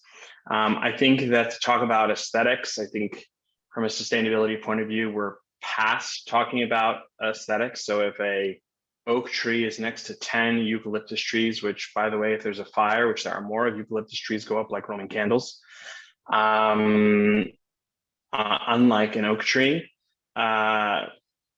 I just don't think that's applicable. I hope everyone will support this. There was also questions raised in that meeting about whether or not nurseries can support the demand for native plants. It was suggested that they are. And I would also say as an entrepreneur, if there isn't, I can assure you that nurseries will quickly switch over to carrying native plants if there is demand there. That's just business. So I hope fellow board members will support the motion. Richard? Yeah, I also think it's probably too restrictive. There maybe should be some sort of grandfather clause in there when it comes to matching what's there already. You don't want to have 6 cypress in a row and 1 non-cypress or palm tree or oak or anything you want. The other thing is, how native do you want to go? Do you want to go back to 1781 when LA was founded? 1850 when the county and the state were put together? At some point there has to be a dividing line. So in my view, basically, it's a little too strong, and I think that the aesthetics of matching is very important. And besides that, I really do not want to have too many more people taking DWB's offer, tearing out their lawn and putting in rocks. Because now what's native? Rocks. So later. Kim, did you have something to add? Yeah, I thank you. I just wanted to put a fine point too on this part about the private citizens planting on public land space. I don't know. I mean, I don't know if tree people is public or private. Sometimes there were gardening areas that people in apartments can do, spaces that people can do some gardening and whatnot. And if someone wants to, you know, try to grow award-winning irises or something, or they're trying to crossbreed certain plants and things, I don't think that we should tell them they can't, that they can only do the native plants. This frustrates me, and I do hope you guys turn this down just in the way it's written. If we can pull back a little, I think that would be a nicer way to go to give everybody a little bit of what they want. Thanks.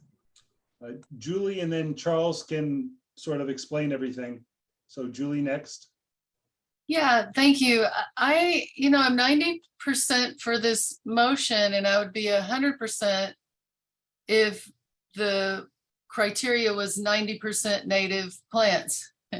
It is just like that much too restrictive for me because it does not offer any exceptions, and that's what bothers me most. I realize we're in a climate crisis, And maybe there's no measure that's strong enough to bring us out of it. But I hate things that are just all the way 100%. And I wish that it was just a slightly smaller number. So I'm a little bit torn. Charles, go ahead. Yeah, let's talk about the percentage thing first. I've been working as an advocate for native landscaping and native plants for 20 years. And the first thing that you encounter whenever you deal with this is you get into a percentage game with people trying to dicker you down to fewer and fewer natives and a higher percentage of basically pollution plants and trees. And I mean that quite strongly. The situation that we're in is that we are in the middle of a climate change crisis. We have a fire season that's gone from 3 months of the year 50 years ago to 12 months of the year. And that's driven by human action and climate change and all kinds of things. We need our native plants inside our city to create a biodiversity lifeboat. And just to cover the percentage Chip gave, that comes from my presentation, but that's the most optimistic number. And I'm referring to the idea that if we started planting only natives today, in 50 years, what I had actually said is we would still be way below 50% of the landscape of Los Angeles and our public spaces being native. So there is a lot of desire in certain categories, certain camps, to maintain a monoculture of planting, where you walk down a street and everything is a Brisbane box or everything is a liquid ambar or some other non-native tree. And if one of them dies, they want to replace that. It's actually healthier for the trees on that street if you mix native plants in with them, because that brings our native insects into the actual urban forest. And we really have to move away from this rather culturally imperialistic idea that we are going to remake nature into this idea of monoculture with all of one species in a certain area. There's a reason that doesn't exist anywhere in nature. The reason is it's terrible for biodiversity. It actually spreads disease through plants because you only have one type of plant. And it is something that we as advocates really urge people to try to think beyond that 20th century idea of how we're going to remake the world in a human vision of it and rethink millions of years of evolution with a different idea. I also want to say, this is being kind of argued as a policy. This is not a policy motion. This is a resolution basically just taking a stand on something and say, hey, city, wake up. You need to do something differently. There's nothing binding here. Every city, a municipality, we're going to every city in LA County, by the way, and there is support for this in Burbank and Pasadena, other areas that we're working on right now. Every city can implement whatever policies they want, and they will put in variances as they feel are appropriate. But if we go to them and just open the door and say, hey, well, you can plant some non-natives when you want, then my experience and the experience of those of us in this movement is that what tends to happen is the language gets watered down and becomes more and more vague, and the city people who don't want to change the way they've done business for the last 100 years won't change the way they've done business, and they continue to do business. So this is a situation where 90% of our birds, our butterflies, our pollinators are gone. And that number is going to go up. We desperately need an urban forest that is native. Every single non-native tree that we plant going forward becomes an island of biodiversity desert. They are completely sterile and they will do nothing. It's basically like putting a telephone pole there in terms of nature. It's extremely important that we educate the public about the over 7,000 native plants that are part of California's floristic province. We are a biodiversity hotspot, one of only 5 in the entire planet that's in a Mediterranean climate. And we're the only one that has low nitrogen soil, which means we can't use fertilizers on our natives, which is a wonderful thing because fertilizers on all the non-natives that everybody wants to put in place are the #1 selling item at big box retailers that have garden centers. And those fertilizers are the top source of runoff pollution that ends up in Santa Monica Bay, LA River, Bayona Creek, and all of our watershed areas. And as long as we continue to think that it's okay We can to wrap it follow up, that. Charles, please. You know, please yeah. Because we have a. One, yeah, I know, full I'm sorry. agenda. I'm I stepping haven't off the heard box. One any- other thing, Yeah. one other thing. The question about the language, I think the argument, and this came up in another one, I think the argument is that the shall is actually inferred. And that was from an English professor. So that was at another neighborhood council. Regardless, this is the language that is passed at the other neighborhood councils. And I think the intent is clear. Not seeing any more comments from the board and not seeing anyone putting forth any amendments for suggested changes. I think we should go to a vote as is. Okay, so we are voting on item 10.8. Kim Clements, No. Dean Cutler, No. Brenda Free, Yes. Ara Gold, Yes. Jeff Harwick, No. JJ, it's not absent. Julie Houlihan, Yes. Scott Mendel, Yes. Chief Meehan, Yes. Brandon Marino, Yes. Richard Niederberg, No. Karen Sorrow, Yes. Adam Summer. Oh, he's absent. Alexis Steinberg No. and me, no. So let me see, 1, 2, 3, 4, 5, 6, no. 1, 2, 3, 4, 5, 6, 7 yes, motion passes. Thank you very much for your time. If you guys want to reach out to me, Scott should have my contact information. And I appreciate everybody's feedback tonight. Thank you. We're going to move on to item 11. We have cultural affairs. We have a few motions. I guess, Karen, you want to take it away, or is Abby going to present? I'm gonna present. Can Okay, I great. have credentials to present, please? I'll go quick. I'll speak quick. Can I share? Oh. Okay, 1 second. Sorry, I was sharing. I just released it. No worries, that's fine. And let me just make this little guy bigger. Slideshow, I think it's current.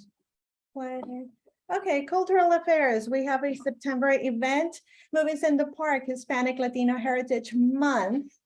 And we are collaborating with Neiman Park and also the Office of Nithya Raman. So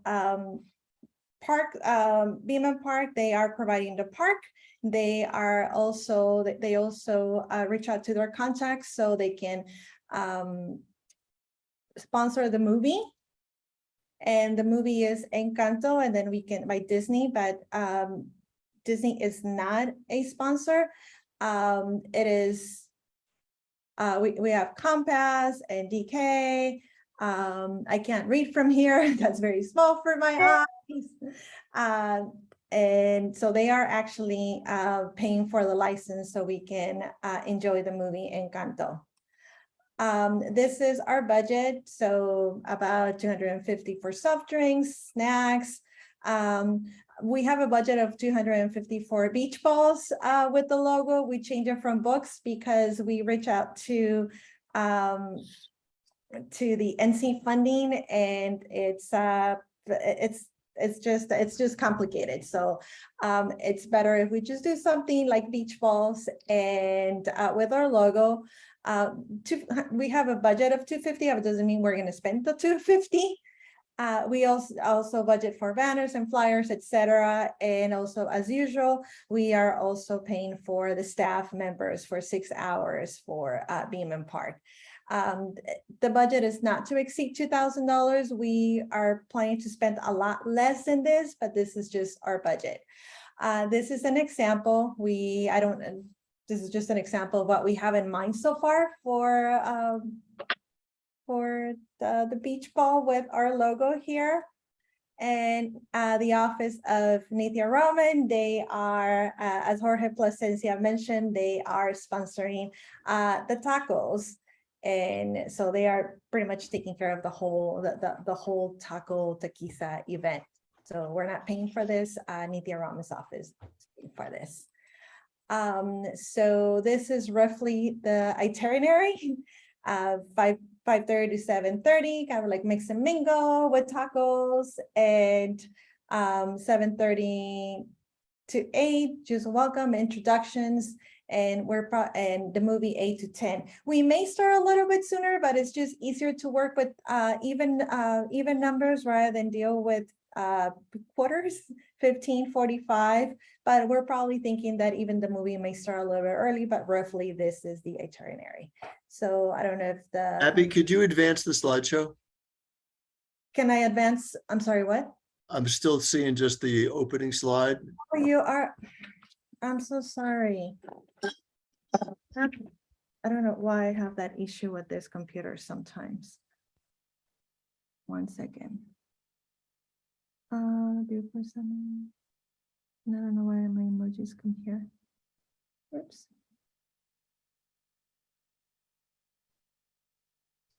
There you go. So you can see it now. Okay, so this is what I was talking about. I'm sorry. That's good. Recreation park. So we're partnering with Beeman Park. And as I've mentioned about the filming, they are the ones who reach out to their contacts. So Compass and other partners are paying for the license of Encanto. This is the budget, pretty much how it looks like.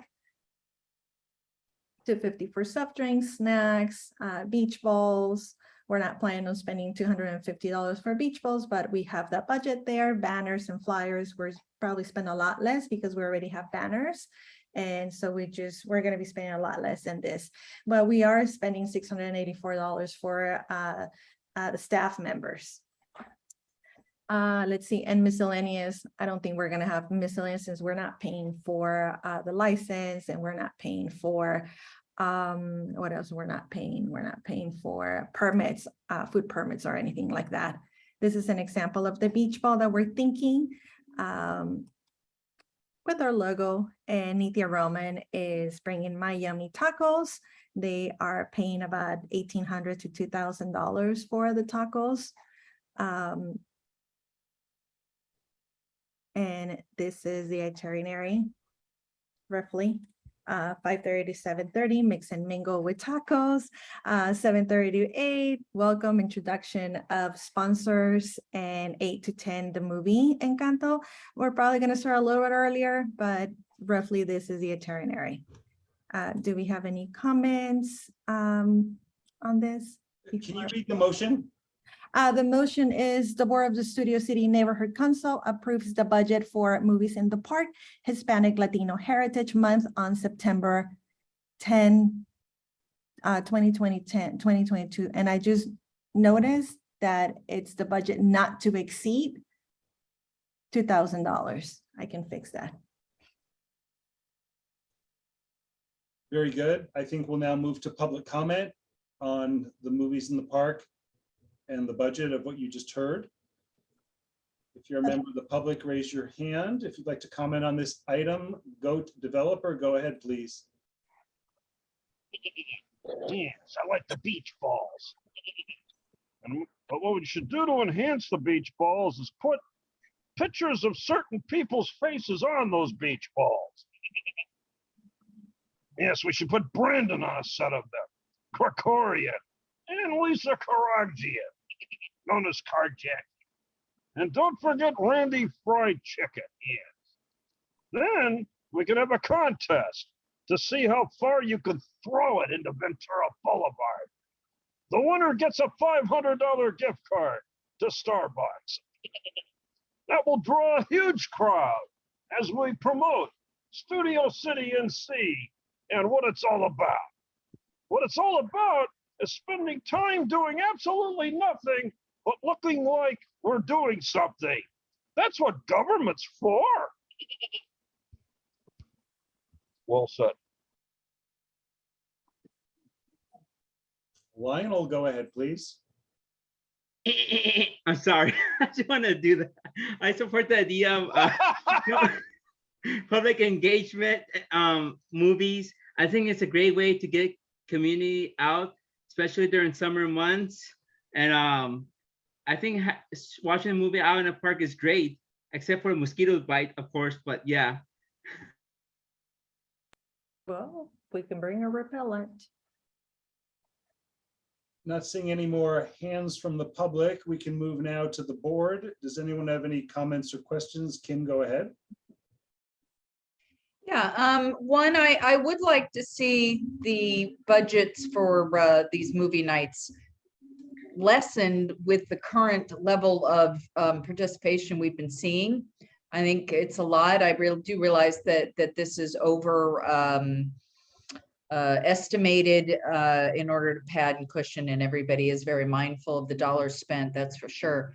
But I also wanted to say that the original plan here was to have children's activities, as well as for prior movies, children's activities were supposed to be a part of this event.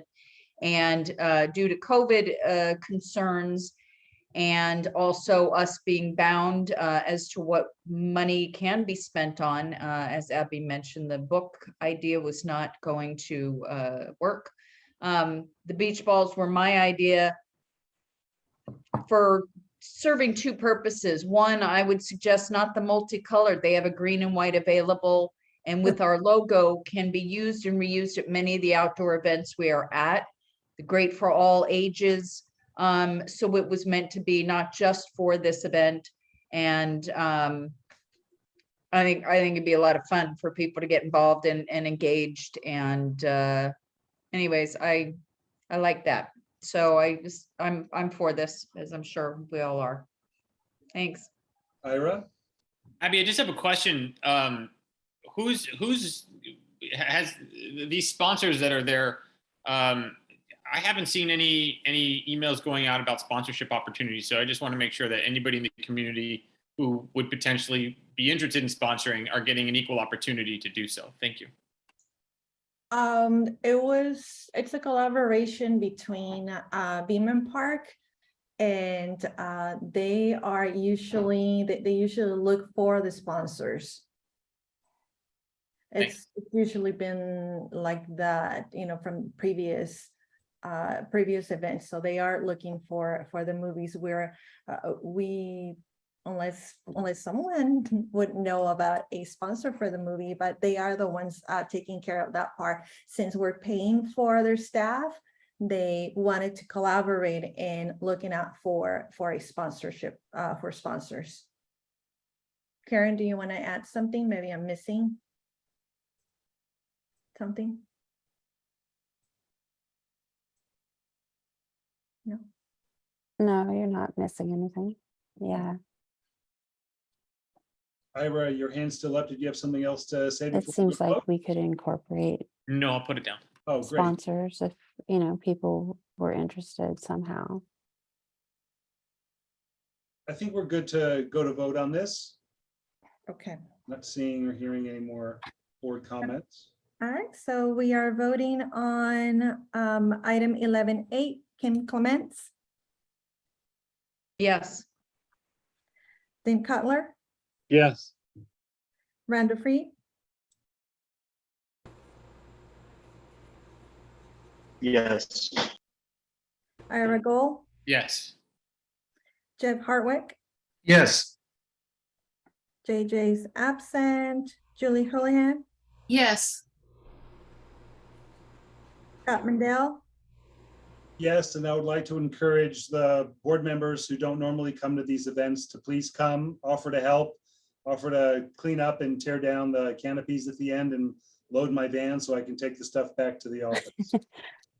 Okay, that was a long yes. Cheap Meehan, I think I'm ineligible because money is involved, right? oh yes, thank you. Oh, yeah. No problem. Thank you. Brandon Marino, Yes. Richard Niederberg, Yes. Karen Sorrow, Yes. Adam Summer, absent. Alexis Steinberg, Yes. Abigail Velasco, yes, motion passes. And I just have to advise on this, as Abby is aware, we are in less than the 30-day notice period to get event approval. The original date of this movie night was changed and moved up. So we are going to have to work very quickly to get all the information into the clerk's office. And I just wanted to make sure everybody was aware purchases cannot be made until we have that event approval. So this is going to be tight timing. Yes, and I'm glad that you're bringing that up, and that was completely out of my hands. I really wanted to have this event on the 17th, but the office of Nithya Rahman was not available on the 17th, and suddenly they changed the date to the 10th. So that's the reason it had to move a week before. So I am fully aware that I need to put that paperwork together as quickly as possible, no later than this Friday morning, so it can be submitted to you. Perhaps Thanks. CD4 could help speed it. I'm sorry, what did someone say? It was Chip, maybe CD4 can help get it through since it was at their convenience. No, I will certainly put that forth to the clerk's office and explain such. I assume it will go through, given all the work that Nithya Rahman's office is doing on this, but I'm just advising, and of course, we have to kick it into high gear in a hurry to get stuff in as quickly as we can. Okay, next one.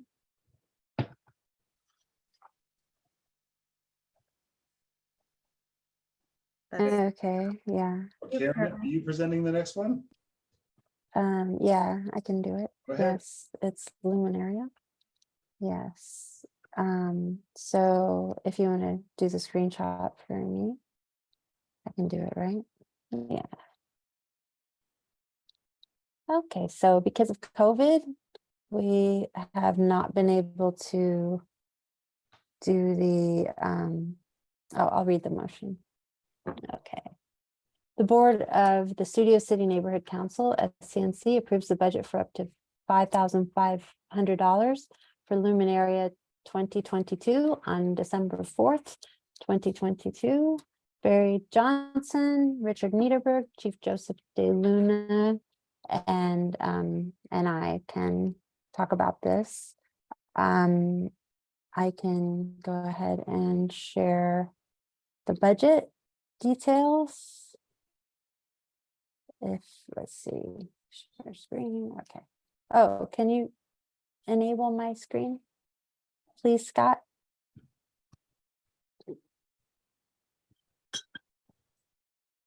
Or should I have sent you the documents? No, you should be able to share your screen now. Okay, cool.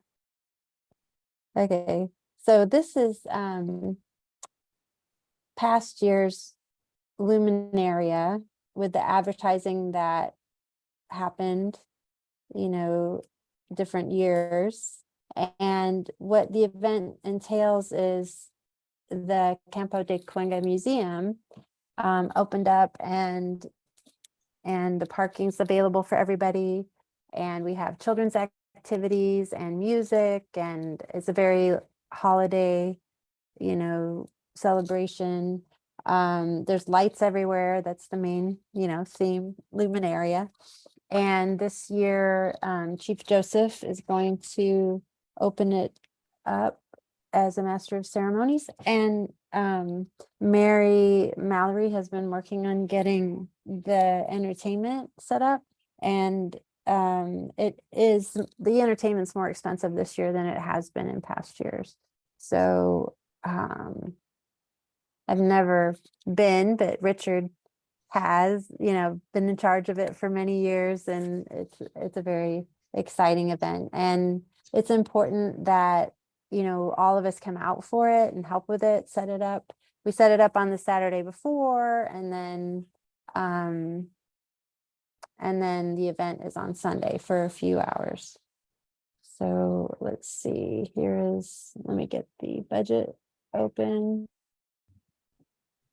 My cat is like attacking me. Hold on a second.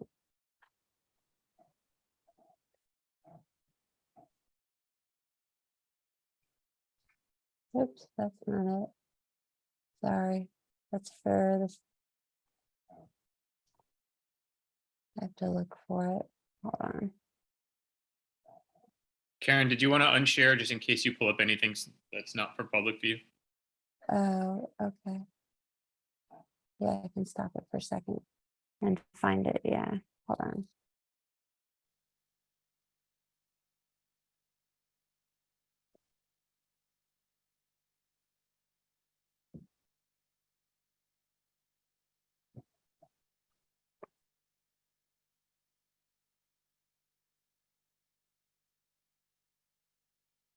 It was just in that.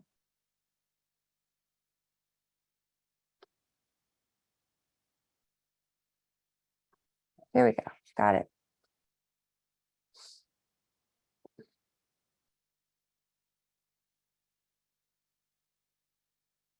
Okay, so here's the budget.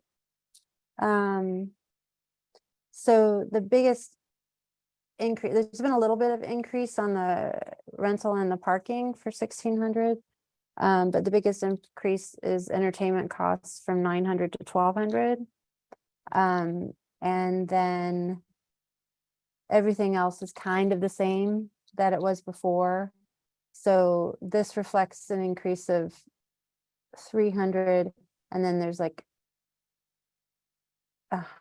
probably 200 here. So that's the difference. And in past years, we've asked for 5,000. Now we're asking for 5,500. So do we open discussion? If you're done with your presentation, we're going to go to public comment. Yeah, okay. Great. You can Mhm. unshare.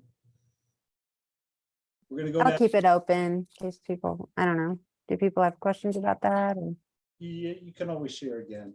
Yeah. Anyone from the public have a question or comment about the Luminaria and the budget that you just saw on screen? Raise your hand. Goat developer, go ahead, please. Yes. Again, what a big waste of money. You could be giving this money to the needy people. People that need things, that need to rent certain equipment to reduce their brush on certain farms, for example. But instead, you want to waste it on this. The Campo Cahuenga. Richard Niederberg's baby. That's all he ever talks about, right? Luminaria, Luminaria, Luminaria, Luminaria. Yes, that's what he always talks about. And as we see Brandon, he has finally displayed talent. Now we know he can juggle. So perhaps he can entertain us at Luminaria by performing his juggling act that he's doing right now on screen. Look at the talent as you see him finally doing something worthwhile. Yes. So I would first. And that's time. Please conclude your comment. Yes, that's right. I would first defer to send this back to committee. Call-in user number 2, do you have a comment or question regarding Luminaria? Go ahead.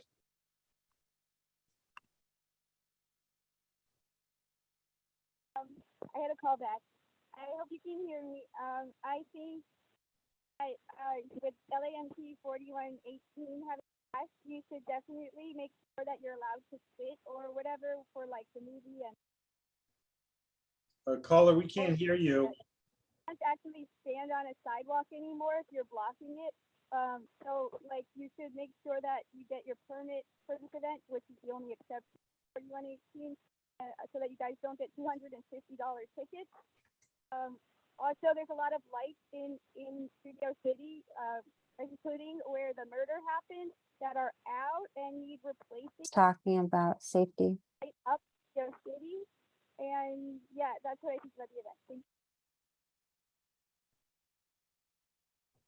you. Thank you. Not seeing any more hands raised for this item. Let's go back to the board comments for the Luminaria and the budget before we vote. Kim and then Richard. One thing I see missing from these events is the attraction for people who do not have kids. We have, I think, a big population here in Studio City of younger persons, as is evident by the very hopping nightlife we have on the weekends at the restaurants and bars. I think we have a lot of older couples too without kids, and I don't see the attraction necessarily. I wouldn't grab a girlfriend and go, you know, to have hot chocolate and see lights with this. I last year brought up the idea of food trucks, which would not cost us money, but would, I think, really exponentially increase the amount of people that would come to this event. If we made it a bigger event, I'd even be willing to put more money towards something like this if I felt it was really encompassing the full demographics and population of Studio City. Our movies are geared toward little kids. You know, the attraction here, I think it's a lovely event. I think, again, for families and especially with little kids. But I'd love to see just a couple of food trucks, which I think for us would just mean some work to secure a couple and getting the required permits in place for the city. But I'd love to see a little more going on here. I would love that. I think I think it would be also great opportunity to introduce like adult games or something, you know. So maybe we can talk about that, collaborate on that, and then propose an addendum to this. That would be great. Yeah, I think it really would draw, and I think it's very important to have these sorts of events for community involvement. And I just think we are missing a bit of our population with our events. Thanks, Karen. Mm-hmm. Sure. Thank you. Go ahead, Richard. Richard. Yeah, well, we've been doing it for 10 years without food trucks. I tried very hard to make this an event where people would not spend their money. They would not have any kind of surcharge or any problem at all doing it. As far as the kids are concerned, yes, we have stuff inside the museum in which the Museum of the San Fernando Valley provides us pieces of paper with line drawings on them, which are historical scenes back to 1847 when the original treaty was signed. I have no problem doing that. It's easy to do basically. We already have all the markers, the crayons, the pencils for them to fill it in. All we have to do is have the Museum of the San Fernando Valley. They bring in the actual drawings. I really would not have food trucks. I'd rather have, it just, what we're doing here, so we're just providing cider, hot chocolate, and cookies. And I don't want to make it into a commercial event. I don't want to make it to cost them anybody to do this. I like the way it is now. I'm glad we were able to get the member on our committee, Joseph, who of course is an actual chief, Native American chief. He's going to do that part of it. Then we're going to have singers and carolers, maybe some dancers. It's a pretty good idea. Barry sets up the kitchen, and we've never had a problem at all with dirtiness. We've never had a problem that way with having the grass littered anyway. We pick up our own trash, so it's a good event, and we have a good reputation with Parks and Recs because we don't mess up their facility. The museum itself, it's got lots of the bells from the original Kings Highway. It also has costumes and all kinds of stuff. So it's a museum in itself, and it also has bathrooms in it and all kinds of stuff. Also, of course, I'm very much in favor of this. I've been in favor for a long time. For 10 years I've been doing this. I think it's a very good program because you have Not only do you have people who live there, but people take the metro red to the red line and then walk to the gate, and they're there. We also have free parking for in the metro lot right behind the Campo de Cuenca. So we basically have taken care of all of the obstacles over the years, and it works pretty well. I'm willing to answer any more questions at all based on we're doing it for 10 years. Brandon. Yeah, the question is, from what I understand, we don't have a ton of freedom as to what we can do. From what I understand, I've never done Luminaria before. This is, I'm very new to the board, but we're restricted from what I understand as to what we can and can't do. I love all the suggestions people said, the food trucks, the activities that are more that are geared more towards young adults. But how much freedom do we have as to what we can plan? I mean, how much control do we have, and how much control do they have over us? Can you answer that, Richard? Is it possible? Well, Park and Recs have not given us any restrictions at all, as far as I know. Again, we already own the 4,000 plus Luminaria lanterns that, yes, have to be set up on Saturdays, mostly white bags with a little light source inside, whether it be a battery source or a electric source. We have both. And we have all the cords. We have all the stuff we need to make this happen. And of course, people sit where they want to sit, primarily on the pavement next to grass. There's a fountain there. And some people go inside, some people don't go inside. I think it's a pretty good situation as far as a balance is concerned between old and young. Randy, go ahead, please. Thank you, Scott. You know, the Luminaria event, so I've been on the board since 2018. The Luminaria event just was poorly attended in the couple of years that I was able to see it. That's with full board participation, everyone there helping to set up bags, helping to set up. And to somewhat echo a point made earlier, I don't know that this has a large appeal. Previous board members in the past have talked about how much return are we really getting for this much money. The last time the Luminaria happened, over the course of several hours, and because we counted, there were maybe 100 stakeholders all in that attended this event. I think an event that's with food trucks is better for us. There was an opportunity during the last board potentially to partner with the Tujunga Holiday Street Fair and participate with them in some way, which is a much larger event, has much greater attendance from the community. And I think the Luminaria was a wonderful program, and it has seen its time. But I think that if we really want to reach out to 33,000 plus people, I don't think spending $5,500 on an event that has seen maybe 100, 120 people is a good investment for us. I think we should look to do something else. Kim?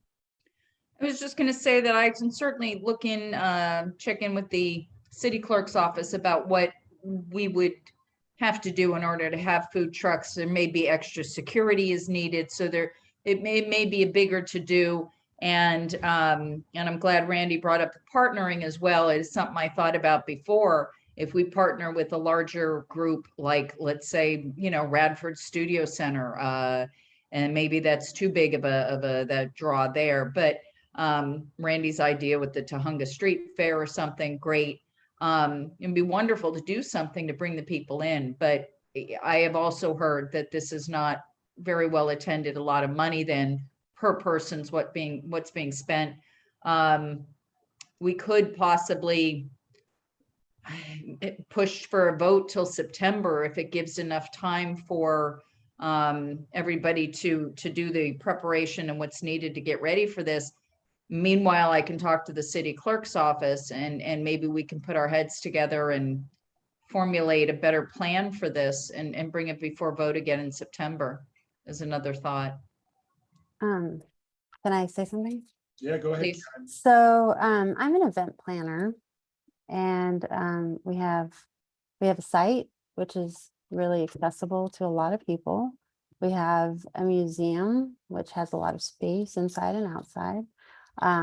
We have a date and we have a budget. So we can always change the details in between. But for now, it's important that we vote on the budget tonight because we actually need to rent the site and to, get that on the calendar. So I can promise you, as the chair of the cultural committee, that I will do everything in my power to make this a popular event, to, make it more fun, make it more attractive. I think all of these ideas are worth pursuing. It's, important that we listen to new ideas and definitely work with the community to help support this museum as well. It's the only, as far as I know, museum in our community. So I think it's nice to draw attention to it. I think there's a great story with it. I thought about sharing it, but I forgot. But there's this wonderful article in the LA Times about how it's a site for peace. And, the story of the 3 people that basically arranged the agreement. So I think it's all like, really important for us to also have tradition. And this has been an event that we've done for many, many years. So, so anyway, I would appeal to you all to go ahead and approve the budget, and then we can, I promise you, we'll definitely make it, turn it up. So thank you. Richard, you want to wrap it up? Yeah, well, in 10 years, it's never gone over budget. Also, nobody's ever complained about not keeping it clean. Also, we have a lot of people walking in. Maybe they counted 100 people one time, but I've seen much, much, much more. Both people in the neighborhood, people coming by red line because that's where the stop is, right there. You just have parking. Of course, we provide the parking. I just need to have a go ahead so I can get the insurance and deal with Metro to get the space as far as the parking. As far as the actual capital is concerned, I think it's pretty easy. It's been pretty much guaranteed by the city council members. I think it's a fun event. I think we do a number of years. Also, we've got very, very good publicity in the magazines, the On the Boulevard magazines and the other magazines traditionally do full-size articles on our event, and these get spread around. So it's kind of a good thing for us to do because it looks good for us. It looks good to other neighborhood councils for us to be doing this. So I'm very much in favor and have been for 10 years. Not seeing any other comments. Let's go to a vote. Okay, so what are we voting? Are we voting to go back to committee, or are we voting on the actual motion? We're voting on the motion Okay, to move forward. approve this budget, Approve the knowing budget. that based on some of the comments, we can always make additions and changes, but that apparently we need to get the budget approved now to secure the site and get working so it is a well-attended event. And maybe there'll be others who would partner or other exciting attractions we can add to it. So Okay, ready to vote. Less than 5,000. so we're voting on 11B, item 11B. Kim Clements, Yes. Din Cutler, Yes. Rhonda Freed, No. Ira Gold. Since we didn't do it last year, yes. Yes, okay. Jeff Hartwick, Yes. JJ is absent. Julie Hurlihan, Yes. Scott Mandel. Yes. Oh, Ineligible. you cannot. Okay, Brennan Marino, Yes. Richard Nitterberg, Yes. Karen Sorrow, Yes. Adam Summer is absent, Alexa Steinberg, Yes. Abby Velasco, that will be me. Yes, motion passes. And moving on to C, who would like to present that? Karen or? Karen. Okay.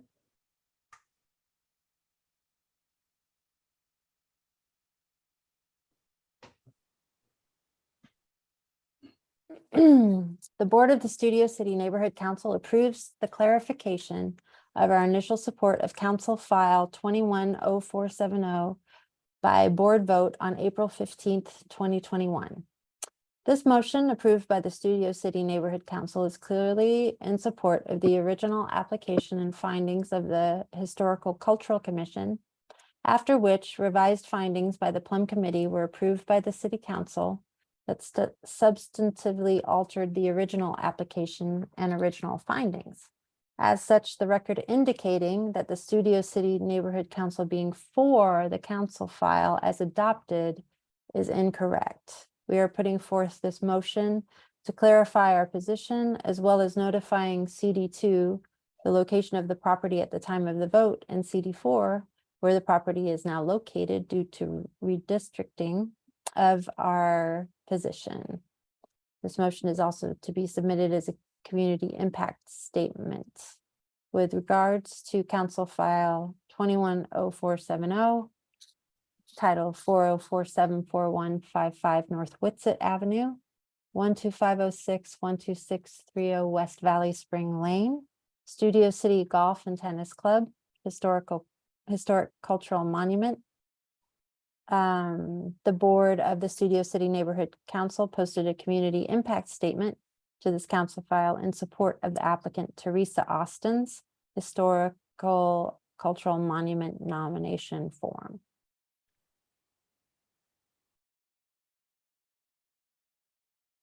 I think that pretty much speaks for itself. We can go to public comment. Is anybody in the public that would like to make a comment on what you just heard? Please raise your hand. Melanie Winter, go ahead, please. I'm happy to see this motion put forth. I think it's important to clarify for the record. It was unfortunate that that move was made after the fact, but I think it is a good housekeeping move on our part to clarify what the neighborhood council actually voted on and what we do and don't support. That's it. Thank you. Adele, go ahead, please. Excuse me, it's Adele. I agree with what Melanie just said. It's really important, and I think it's good that we, as the, that Weddington and golf and tennis is in our neighborhood, and it's important that we take the lead on this, because there were another 12 neighborhood councils who supported the HCM, Historic Cultural Monument, and were also, it was altered at the very last minute with no reasons why. And that was very shocking. I think, anyway, so thank you. Patrice, go ahead, please. Hi there. I totally support this with Karen and the previous callers as well. Thank you. Louis Sanford, go ahead, please.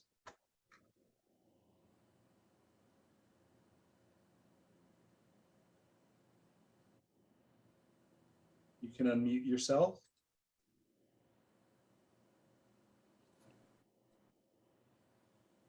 We'll come back to you in a minute. We'll now go to Laura V. Go ahead.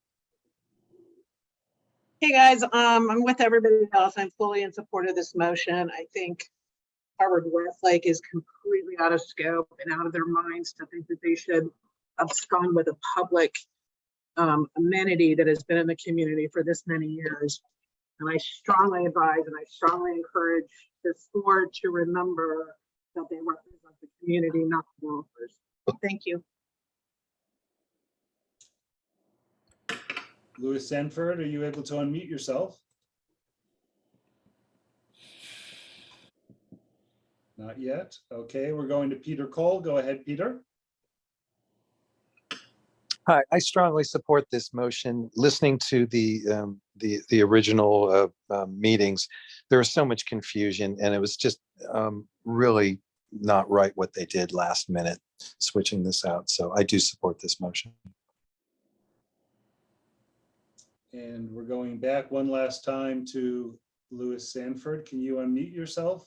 Yes, I can. You hear me now? Yes, we hear you. Go ahead. Great. Good evening, everybody. Yes, I think transparency more than ever before is mandatory. If changes were made to the original intent of the commission and the HCM, then we need to have some questions asked and answered. Too much is at stake with this proposed development. And until the councilman's office answers questions regarding those changes that apparently came from their office, then we need to have that explained fully. And if it means going one step further and getting communication records between the school and the councilman to make sure the process wasn't tainted, so be it. And one step further, if we need to do that, then perhaps city planning should be informed to stop the process so we can definitely determine there's been no collusion whatsoever. Thank you. Thank you. Not seeing any other hands raised. We're going to the board. If any board members have any comments to make, go ahead, Randy. Hi, thank you, Scott. And I appreciate actually the last caller's comment regarding transparency. It dovetails into just two questions I had. So Karen, I was curious, the first question is, was there any involvement on this motion, crafting, editing, et cetera, by the Save Weddington organization? It was the board and the committee. So unfortunately, that's not accurate. Patty Kirby is the agent of record for Save Weddington. And I think that, which by the way, is in active litigation against the city of Los Angeles. So our neighborhood council, as an arm of the city, you could argue that by extension, we are being sued by Save Weddington. And I think that just as on any one of our committees regarding such an important issue of Harvard Westlake and this large development, we would not want any committee stacked with Harvard Westlake representatives, agents, employees, crafting motions to bolster their case. Even if we agreed with it or disagreed with it, we would say that doesn't belong in our committees to help form motions coming to our board. So I would hope that the board will equally be, why? We would say that's a conflict of interest.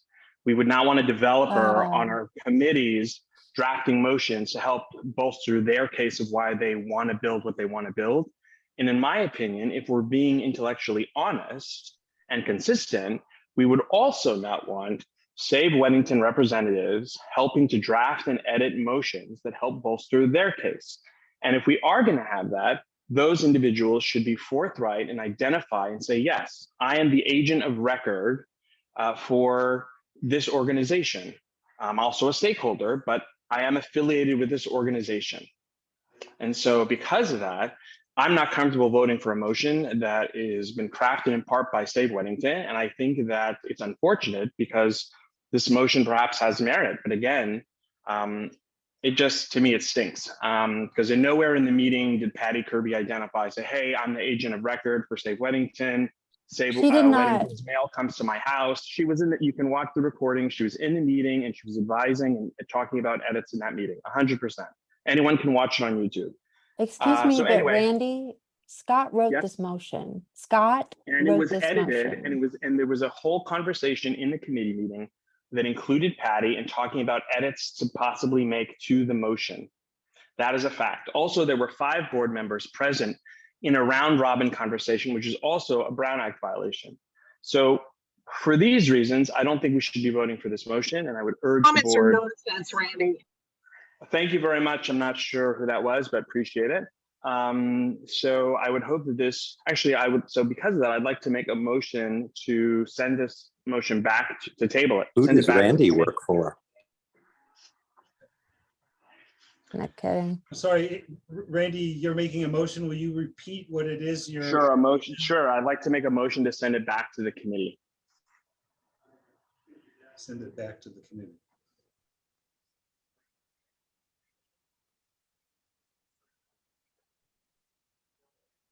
So Motion, then- the public should weigh in on this. Hang on a second. Don't, public, just hold off. I'm not hearing a second, so that motion, I'll second it. okay, we have a second from Kim. So we have a new motion on the table of whether the motion you just heard is to go back to the Cultural Affairs Committee, I guess, to come back here at the next board meeting with the same motion. So we're going to go to public comment on that before we go back to the board.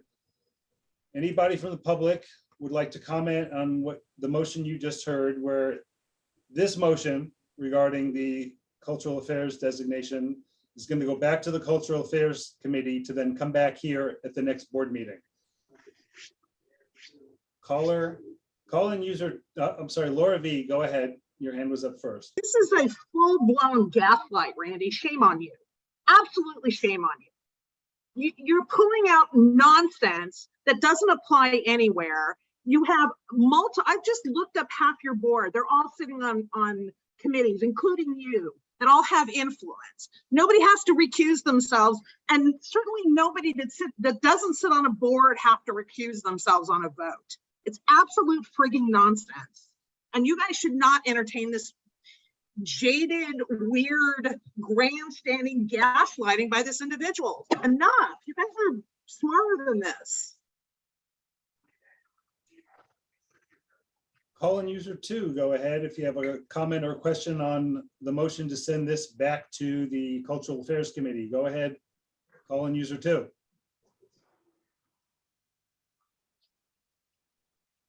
So what's the difference? I'm sorry, we cannot hear you, caller. I'm just saying, what is ground for refusal?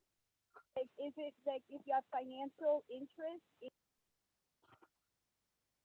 closing it, like or is it if you live close to it? What exactly is the rule that this breaks? I'm just kind of confused. Saying that affected people can't vote on things that affect them, or are we saying that only people to a certain distance can make motions? I would like some clarification, please.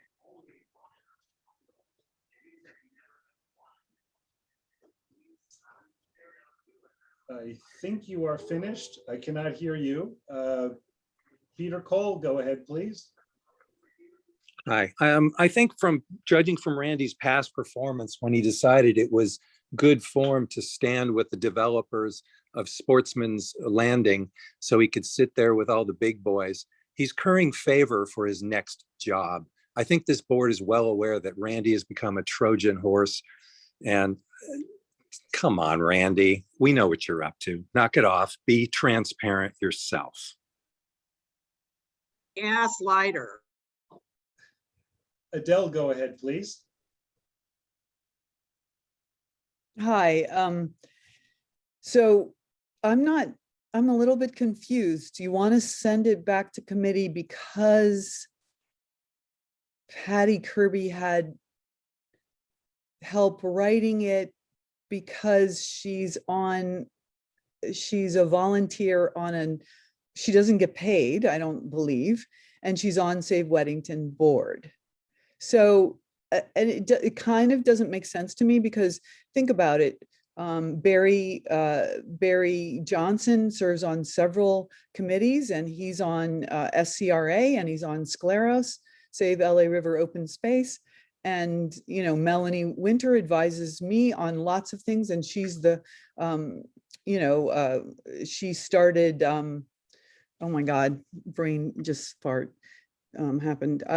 She started, the River Project. I mean, so what? Now, how do you start excluding people because they have And that's time? Please Yeah, conclude your let thought. me just finish my thought there. It's not right to exclude people for the public service things they do.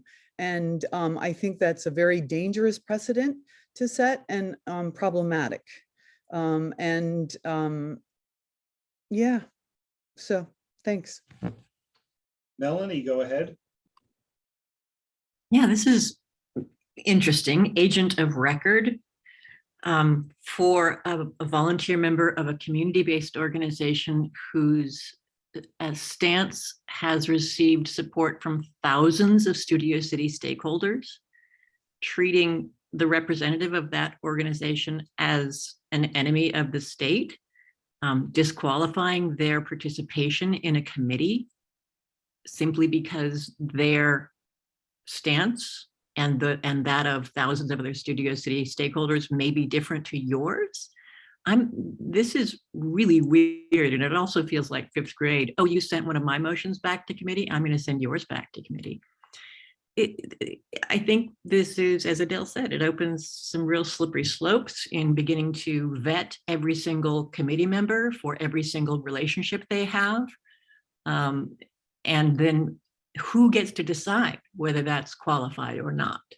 But using language like agent of change, agent of record, is just getting weird. Patrice, go ahead. Yeah, hi. So, you know what, Randy, you're looking like a poor loser because you're no longer president. You know what? I agree with Adele. I agree with Patty spends hundreds of hours on our community. I agree with what Melanie had to say. So back off and let your board do what they think is right for the community. Thanks, everybody. Patty Kirby, go ahead, please. I just want to say thank you, everyone, for your support. I do put thousands of hours in, as many of you do. Randy, I'm not the only person on the committee. I'm a committee member. I have an opinion, just like everybody else has on any other committee. So the vote was not, my vote was not the decision maker, and I had very little to do with formulating that motion. It is just a correction of a misdemeanor, basically, of how that city council voted. We're not suing the neighborhood council. We're just correcting the statement of support. Thank you, everyone, for your support. Louis Sanford, go ahead. Hi, everybody. I find this reprehensible to chastise someone who's just standing up, voicing their opinion on a very crucial development proposal here in Studio City. I'm sorry, that's unacceptable. That's the kind of mentality that was voted out of the White House very recently. This has to stop. So I appreciate what you're trying to do, but the fact remains, you can't stop someone from opposing and then tearing them apart just for that alone. It's not right. Not right. Not seeing any more hands raised from the public. I'm going to read something from our bylaws. Bear with me. It's under section 5, duties and powers. A board member shall disclose to the other board members any potential conflict of interest due to any financial or business interest that relates to a matter under consideration by the board or a committee. In addition, a board member shall disclose membership in a group or organization other than the stakeholder organization he or she represents that has an interest in a matter before the board or a committee, or an interest in an individual or family capacity in a matter before the board or a committee. Any required disclosure shall be made immediately upon the board member's awareness that the board is considering or will consider a matter giving rise to a conflict of interest or appearance of a conflict of interest, and prior to the board taking any action. If a board member disclosing a potential conflict of interest does not recuse himself or herself, other board members may call for a vote of voting board members on whether the disclosing board member may vote on an issue. So I just want to say you heard the word board member quite a bit in what I just read. We've all received emails from Department of Neighbor Empowerment, excuse me, regarding what to do in a conflict of interest. And it's the same verbiage. It's board member, board member, board member. Patty Kirby is not a board member. She's not here voting tonight. If you don't like the motion, feel free to vote no. If you like the motion, vote yes. But I think the way it was framed about the conflict, I do not support that. And I feel that there's something else going on. I don't know what that is, but Patty Kirby did not influence, and by the way, it's irrelevant. I wrote the motion. Brandon did most of the work in taking my long-winded motion and editing it down to something that's very clear and concise and non-controversial as far as the committee is concerned. If the board doesn't like the motion, then vote no. But I don't think this needs to go back to committee, because to cure the defect, it will be right back here exactly as written next month, and we'll have the same discussion. So it deserves an up or down vote, and I urge you to not send this one back to committee. Richard Niederberg, go ahead. Yeah, my concern is that the Ethics Commission could very easily find that Patty Kirby, among others, basically, could be an unpaid lobbyist based on her advocacy. Advocacy is normally good, but this is something right before us, and I think that, and we will look at later the rules when it comes to lobbyists concerned, but this could easily draw attention from the wrong places, whether it be the city council or whether it be from the what do you call it? City attorney's office or the ethics commission, because Patty Kirby, among others, appears to have the thing of being an unpaid lobbyist. And that is something we have. Gaslight. Anyway, I'm very concerned that we don't have lobbyists becoming involved in taking our procedures. Even if Patty and Fred are right, it still looks like lobbying anyway. Thank you. Go ahead, Randy. Hi, thanks. To be clear, yes, Patty's an incredible volunteer in the community and a neighbor. I would just simply ask, and maybe it's better to vote it down. Perhaps you're right, Scott. I would simply say, would we, and would the stakeholders that have called in tonight be so strong in their convictions if there were Harvard Westlake members, representatives, paid, unpaid, on a committee composing a motion to support what they want? So I pose that to the board to consider that, and would we be okay with it? Thank you, Randy. That matter is not before us. There are no Harvard Westlake paid lobbyists here on our board. Chip, go ahead. Yeah, there's a lot of passions and a lot of advocates on both sides, none of whom are lobbyists. As I recall, there was a motion that described the Weddington Golf and Tennis Facility. The neighborhood council approved that. And what this motion is doing is essentially calling out Krikorian, who changed the language at the last moment. And so that the document that was recorded is not the same document and has a much different impact than the one the neighborhood council voted on and approved at a different time. So this is just saying that the document that is in the city record is different from the document that the neighborhood council approved. It doesn't even really call out the fact that Councilman Krikorian, who never took an official position on the property, did quietly make some changes in documents and not really do it in the light of day. I mean, he was free to take whatever position he wanted to. It was sort of behind the scenes. That's what this is talking about. So this is, in fact, truly housekeeping. Neighborhood council voted for a set of words. The city adopted a set of words with the same title. It's not the same manuscript.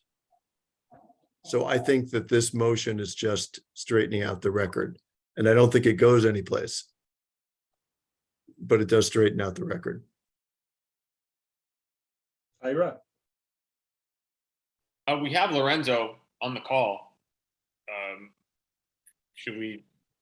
He doesn't need an introduction. He can raise his hand if he wants to speak. He hasn't raised his hand. What's your comment?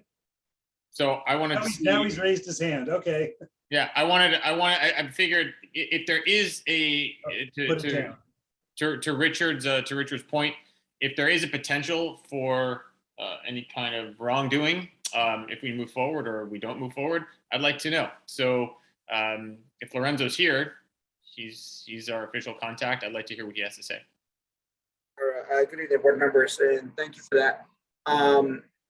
At this point, I cannot say that a conflict of interest exists. And in fact, I'm not even qualified for that. That's only the city attorney to make that decision or that determination rather. I will say though that I've been advised by the office of the city attorney, the department has, that conflict of interest applies to board members and committee committee members as well who are non-board members. That's the only thing that I can offer at this time. I have not gotten any advice from the city attorney on this matter. So again, I don't know if a conflict exists, and it's only up to the city attorney's office to make that determination after any committee member or board member reaches out to their office for guidance. That's all I can offer tonight. I mean, as far as referring the item to committee or voting it up and down, that's the will of the board. The board would have to make that determination this evening. Thank you, Lorenzo. Brandon, do you have something to add? Yeah, first of all, thank you, Scott, for giving me that glowing recommendation of changing your motion. It was a good motion. It was a good motion. It's still a good motion. And it's a motion that was a long time coming. It really was. I don't like the fact that in the 11th hour and 59 minutes, they changed a couple of words and completely took every single CIS that, 12 neighborhood councils had written previously.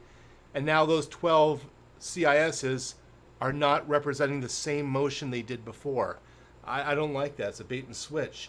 But let me clarify something here. First, I think Patty is a wonderful person. I have nothing against her. But Randy, if you can clarify, this isn't about a conflict of interest. She's with Save Weddington or Save Kohler, I forgot which. I think it's Save Weddington. It's not about that. It's about pending litigation against the city, correct? There's a pending lawsuit. Is that what you're talking about? Not necessarily working with somebody from Save Weddington. That doesn't bother me one bit. It's the pending litigation. I think that's the problem, correct? I just need clarity on that. I mean, for me, it is. I mean, as Lorenzo indicated, number one, conflict of interest does exist for board and committee members, but the determination has to be made by the city attorney. So that's and that issue has been referred to the city attorney to review. So that's number one. And part of that is specifically because there's litigation. That's where my hang up is. And so, yes, if it goes back to committee and comes right back to the board next month, presumably we would have information from the city attorney. And of course, if the city attorney says, yep, Randy, no problem whatsoever, then great, we vote it up or we vote it down. And I don't see the problem with waiting. Jeff? I believe we're muddying the waters by bringing the issue of lobbying in. My understanding of a lobbyist is someone who's paid to work more than 30 hours in any 3-month period to engage in lobbying activities. So I don't even think that's the case here. In terms of conflict of interest, our bylaws are very specific. It refers to board members, not committee members. So I just think the issue of lobbying and whatnot is really a red herring. And I don't think that we need to concern ourselves with that aspect of it. Thanks. Richard and then Dean. I think we do have to concern ourselves with anything that could possibly stop or modify what we wish to do as a board. We are complaining about the city changing some stuff after we've already spoken, which is of course not fair. But at the same time, it may be a conflict of interest anyway, because of, even if it's not a financial interest, it could be an aesthetic interest about any householder or somebody close by that has an interest in the community. It could be a conflict of aesthetic interest. I'm a little concerned about that also, as what we're looking at, conflicts of interest. Thank you. Dean? Thank you, Scott. I just want to rewind slightly to what Jeff said, and then what Lorenzo, I thought, clarified was that committee members can be part of a conflict. So I thought Jeff said they're not part of a conflict. They cannot be a conflict committee member. Lorenzo said they could be. Hi, Dean. Lorenzo here. Yes, based on the advice that we've been given by the Office of the City Attorney's Office, is a conflict applies to a potential conflict of interest applies to both board members and non-committee board members. So in the event where a committee member who's a non-board member believes that he or she or they may have a potential conflict of interest, then they will have to reach out to the city attorney who represents the neighborhood council for advice. So yes, a conflict applies to both non-committee board members and board members alike. So in this case, Patty's not a board member, so she's just a committee member. Correct. Correct. So the committee member isn't board at the board level, so there wouldn't be, in my opinion, there isn't a conflict at the board level, right? I think the issue that was brought up was that there may be a potential conflict of interest that happened at the committee level. But again, I'm not, I have no information on that. I haven't heard back from the city attorney on that. There's nothing I can really give advice on that. Just other than it's a committee member who's a non-board member. So right now, what I can say is that there's no conflict of interest at the board level now with anyone voting, because that if it's a committee member who's a non-board member. Okay, thank you for the clarification. Tim and then Jeff. Well, I think we're pretty much all in support of this motion as it is. I think a very valid point has been brought up by Randy, a good concern. And I don't see a problem with us waiting to vote on this and get clarification in case Randy is correct and that there's an issue here. Very well may not be, but there's valid points brought up by both Richard and Randy, and I don't see a problem waiting to vote until we get clarification. City's very strict on these things. Jeff? Yeah, Lorenzo, please, after you touch base with the city attorney's office, please shoot me the legal authority that says committee members can be subject to conflicts of interest, because it's not in our bylaws. And I'd like to see if possibly they would have to be amended somehow, but please send me the legal authority. I would appreciate that. Thanks. Sure, I'll follow up, Jeff. I just want to say I'm looking at, from the Office of the City Attorney, Neighborhood Council Advice Division, State and City Conflict of Interest Laws, information for neighborhood councils. Board members of neighborhood councils who are given, and it goes on with the Political Reform Act and the prohibition, and it says board, nothing about a committee. And Lorenzo, I'll remind you of all the emails you regularly send us about potential conflicts of interest that also contain board members. There's never a mention of committee. And I agree with Jeff. I don't think there's an authority that you're going to be able to cite that changes that. Otherwise, all our bylaws have to change. The bylaws template that comes from Dunn would need to change under our conflict of interest. This conflict of interest bylaw of ours was just recently approved by Dunn. Just recently. It took, I think, 4 months for approval. And it specifically says board members. not Correct. committee members. So, and our bylaws also say if there is a conflict, it's also up to us. So I think we've discussed this enough. If we can go to a vote, do you want this to go back to the committee? That's what's before us. If you vote yes, it'll go back to the committee. If you vote no, then we get to vote on the motion tonight. Thanks. All right, Kim Clements, To go back to committee, yes. then Cutler, To clarify and have this understood properly, I think it's important. So yes. Rhonda Free, Yes. Ira Gold, No. Ted Partwick, No. Julie Houlihan, No. Lisa, oh, Lisa's not. Scott Mandel, No. Pete Meehan, No.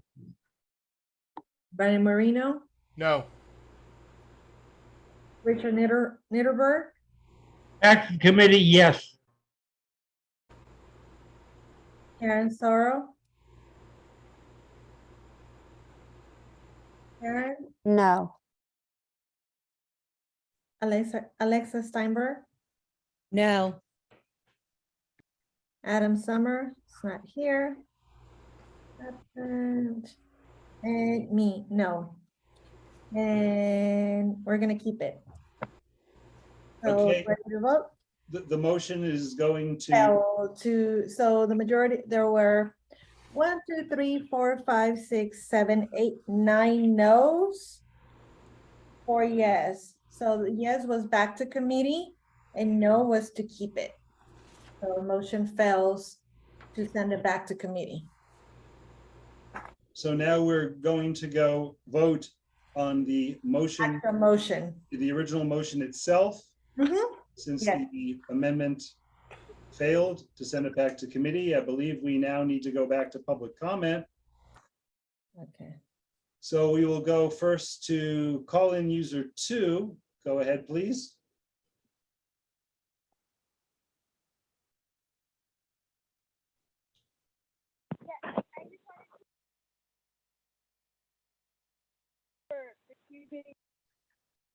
Caller, we cannot hear you. What is the exact rule? Like, is it that you? We'll come back to you. Maybe you can get your technical problems worked out. Patrice, go ahead, please.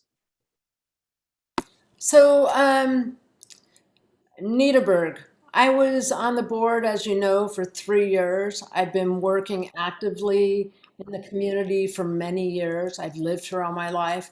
For you to accuse Patty Kirby of being a lobbyist is like absurd. And I'm so ashamed of you for doing that. She has worked so many hours on behalf of Studio City. And you know what, quite honestly, and no one has said this before, that, you know what, nobody wants to do Luminaria. It's a total waste of time. We all worked our butts off doing that for 3 years, handing out stale cookies and whatever.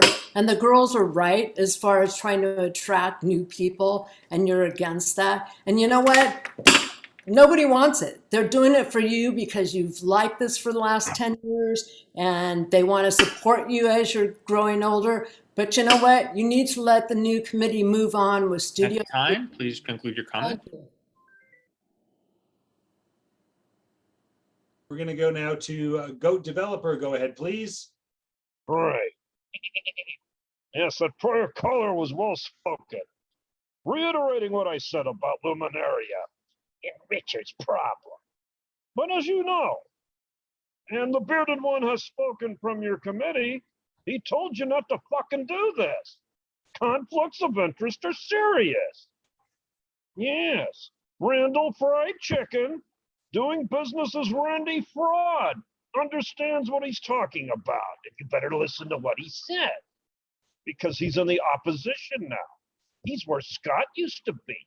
So Randy's the good guy, and now Scott's the bad guy. because he has the gavel. That's the way we play here at the SCNC. Yes.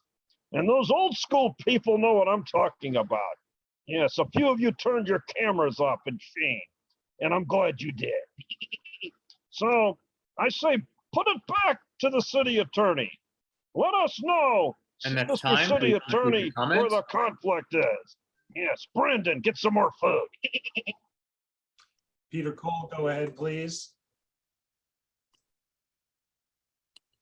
Hi, this may sound like an odd comment, but hey, it's me. I've listened to Randy on lots of meetings, very stressful meetings. He handles them all monotone. When we replay this section, you're going to hear stress in his voice. There's something else going on. I don't trust his motives.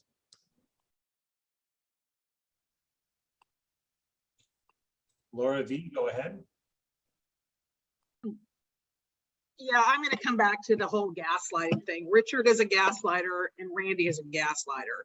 There's no, first of all, the fact that Lorenzo is getting even the information on your own bylaws wrong should be suspect. And Scott, I commend you for standing strong on this idea, and that there needs to be documentation attached to these statements.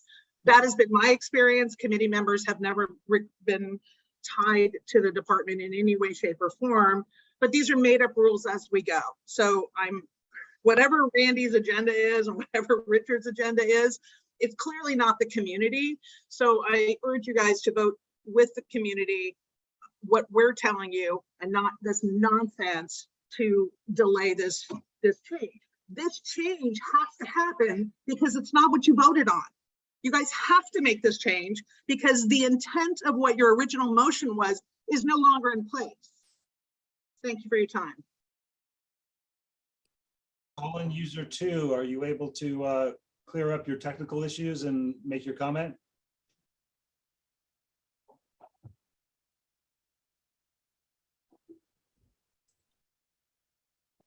Colin, user 2, unmute yourself.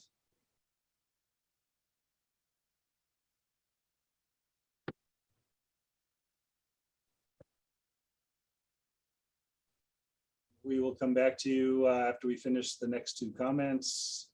Louis Sanford, go ahead. Yes, hi, everybody. Lots going on here, but I think it really distills down to this. Number one, if you're a lobbyist, you must be registered. So let's not throw about baseless accusations, please. And number 2, there has been a bait and switch, which was commented on before. So I would strongly urge this board gets down to the bottom of what led to those changes in the commission's recommendations, because this development plan is far too serious to be treated lightly or with any kind of petty differences. Thank you. Del, go ahead. Hi, I 100% support this motion. I think it's a very clear and concise motion, but I just want to speak to the whole ethics thing.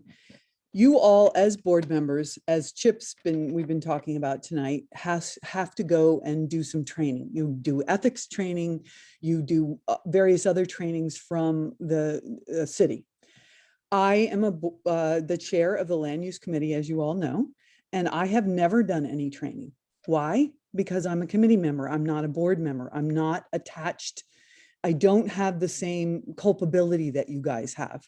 So I've never had an ethics training. If I had an ethics training, then they would talk to me about conflict of interest, and then I would absolutely, uphold that, as would Patty. Patty is, as you know, she does the work on the safety. She's planning the next big safety thing on the 27th of August, and is asking me to go. And that's time. Please conclude your Can I comment. let me just finish my idea, is that she would absolutely, if she thought that she had a conflict of interest, she would absolutely come forth. She's the most honest, forthright woman I've ever met. And so I don't want her to be slammed in any way. I think that is terrible what Richard said about her being a lobbyist. She is not a lobbyist. You have to be paid. And anyways, I'm going to get mad, and I don't want to get mad. I just want to say, I was never trained in ethics. You all were. And that should be a huge dividing line and common sense. Thank you. Melanie Winter, go ahead. Yeah, first, Hi, Richard. Oh, He that's- just called on me. Melanie. Thanks. This is a huge distraction. We all know that the motion we supported and the item that we were supporting was changed at the last minute. It's important that we clarify that. The rest of this is a distraction. It's reaching like crazy and it's splitting hairs, and there's accusations flying that are divisive and unsupported. And if the committee, the board members on the committee felt that Patty had any kind of conflict of interest or was trying to sway things, or that her vote was going to change things at all, they had the responsibility to say something, and they clearly didn't. This was written by Brandon, as spouted, sorry, not the word I'm looking for, as said by Scott, as translated by Brandon from Scott. If Patty made a clarifying comment on a point of how things happened, that's fine. That is not an influence. That's no lobbying. This is a distraction. And that's time. Need to Please conclude your comment. clarify what we support and what we don't support. And this motion is important. Move it forward. And now we'll go to call-in user 2. We'll try for the last time. If you can speak and unmute yourself, go ahead.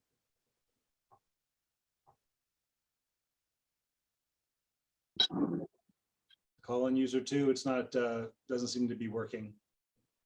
Like the financial interest, like his property values or anything? Is there anything about that in the actual conflict put into his ethics like law? And everyone who is voting has to take the ethics.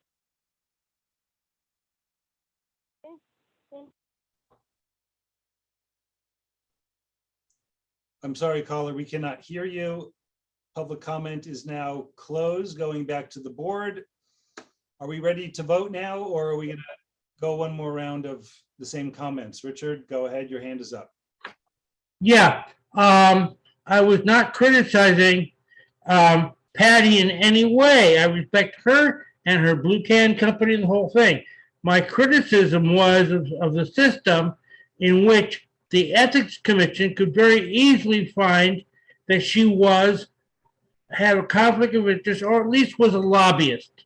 Paid or unpaid, they probably would not like it in any case. I'm in favor of this motion. I just don't want it to be shot down at a later date. Just like stuff was changed on us, I don't want somebody else to disqualify us in some way because of a possible lobbyist involved. Whether it's a technical lobbyist or not a technical lobbyist, or ethics commissioner or not, my concern is making sure what we come up with stays and is good. That's my criticism of the system, not of Patty. Kim, go ahead. Yeah, whatever the terms, and we may be using them incorrectly to describe the situation. As some people don't like the word, conflict of interest, or lobbyist has been brought up. I appreciated Adele's comments very much, because we get sort of just enough training to try to keep us out of hot water. And if there are any questions on any of it, we are supposed to seek counsel on the matters. And the fact that there is legal matters happening, it is quite possible that persons involved with any of that might have perhaps maybe they were supposed to remove themselves from dealing with this in a committee. I don't know for sure. Randy has dealt with this an awful lot. And I realize that we're now going to vote on this motion. I'm going to abstain until we have further. And I agree with this motion completely. I think it should go forward. Since the question was brought up, and I'm one who likes to be sure, I just wanted, because I understand people's feelings are hurt, I wanted to say that is not any slam against anybody, any one person in particular. It's just a question of, are all the right things being done, or is, something going to come back and bite us in the butt as Richard said, this could get shot down or whatever. We don't have all the answers. I wanted some more. That's all. Thanks.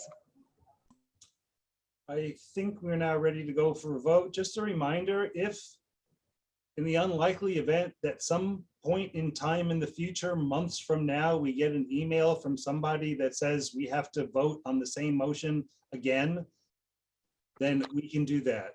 I would rather not table this indefinitely, waiting to hear back for a hypothetical that really isn't before us. And we can just go for the motion, get it in the council file, and maybe other neighborhood councils who saw what happened will join our effort. And I think it's time to vote. Abby?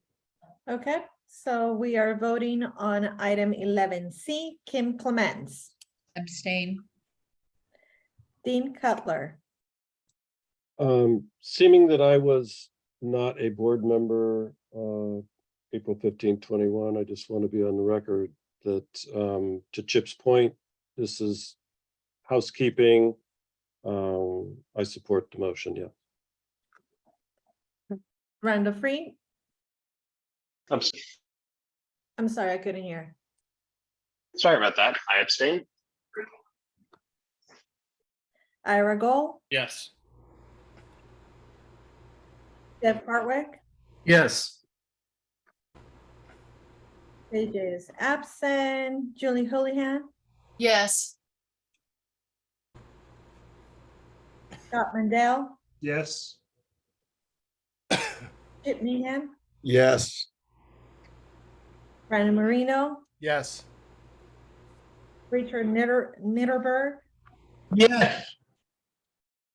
Karen Sorrow, Yes. Adam Summer is absent, Alexa Steinberg, Yes. Abby Velasco, I'm going to abstain. Motion passes. Thank you all. Yeah. Now moving on, Oh, sorry. it's 10:15. Item 12, Homeless Committee, take it away, Julie, and so sorry about the typo on your last name, Houlihan. That's quite all right, no problem. So thank you guys. We do have 5 motions with the Homeless Committee, but I think that the first 3 will be relatively quick. What this is doing, what the city council is doing, is they're looking at some programs that are in place and asking for reporting and accountability.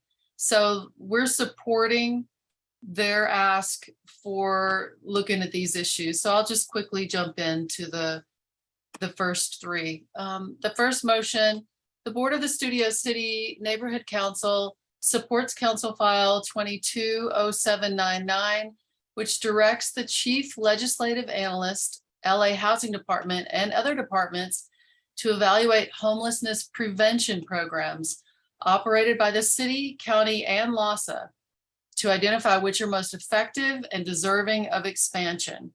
Such programs include Solid Ground Program through Family Source Center, Eviction Defense Program, COVID-19 Renter Protections, LA County Homelessness Prevention Unit, and LA Homeless Services Authority Problem Solving Prevention Programs.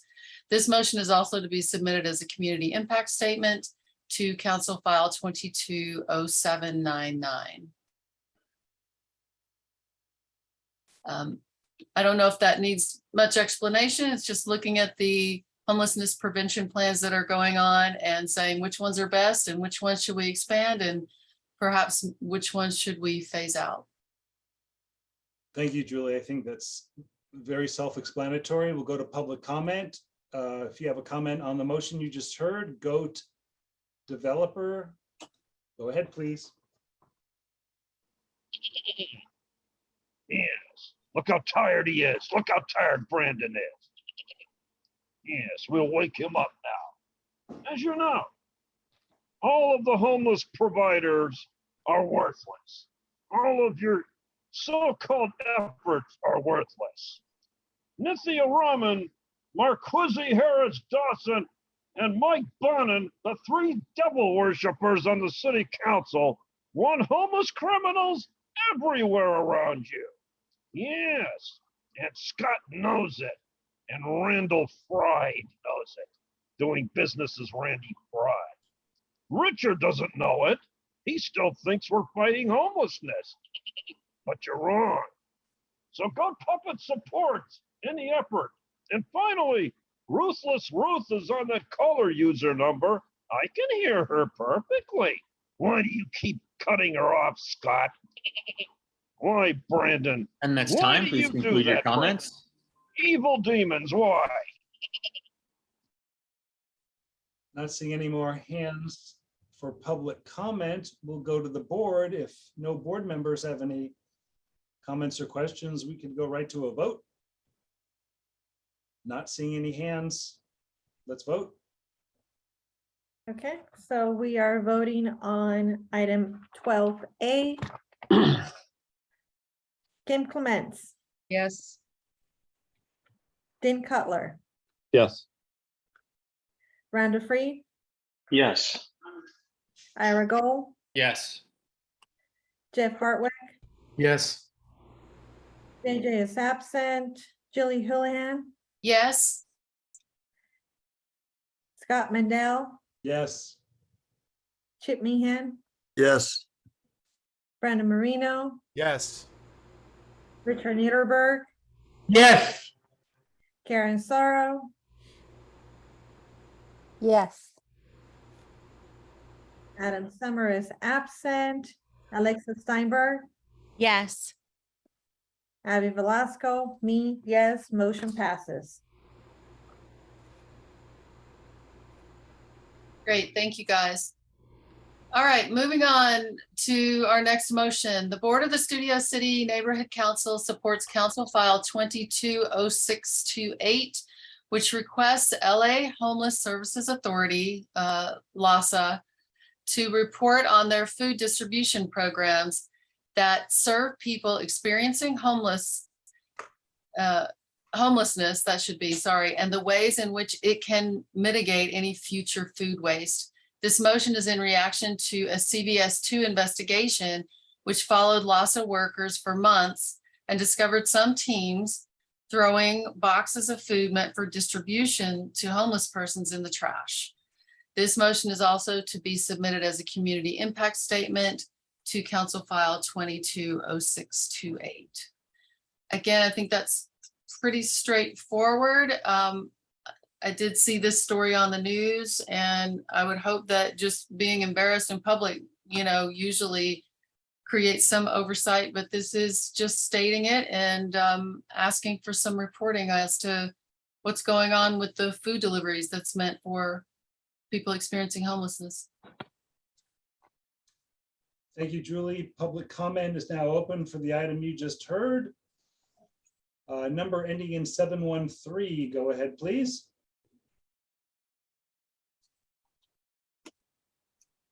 Hi, it's Ruth. Can you hear me better? Much better, go ahead. Okay, thank you. Sorry.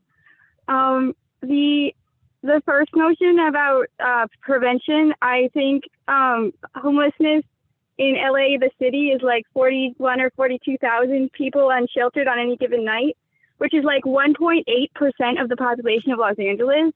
That's a pretty big population to be serving. And then if you expand it to everybody who's housing insecure, like you're taking services away from the people that are on the streets. So I think that should be the housing department. I know you already voted, but the second one, the sandwiches are terrible. They're exactly what you get in jail. They have dinosaur cookies, which are awesome, but then they have a whole apple, which is not good for people without teeth, and a little bottle of water. Services, like LA has a fatal flaw, which is that it's homeless services, not housing. We don't need sandwiches. We need a house. Thank you.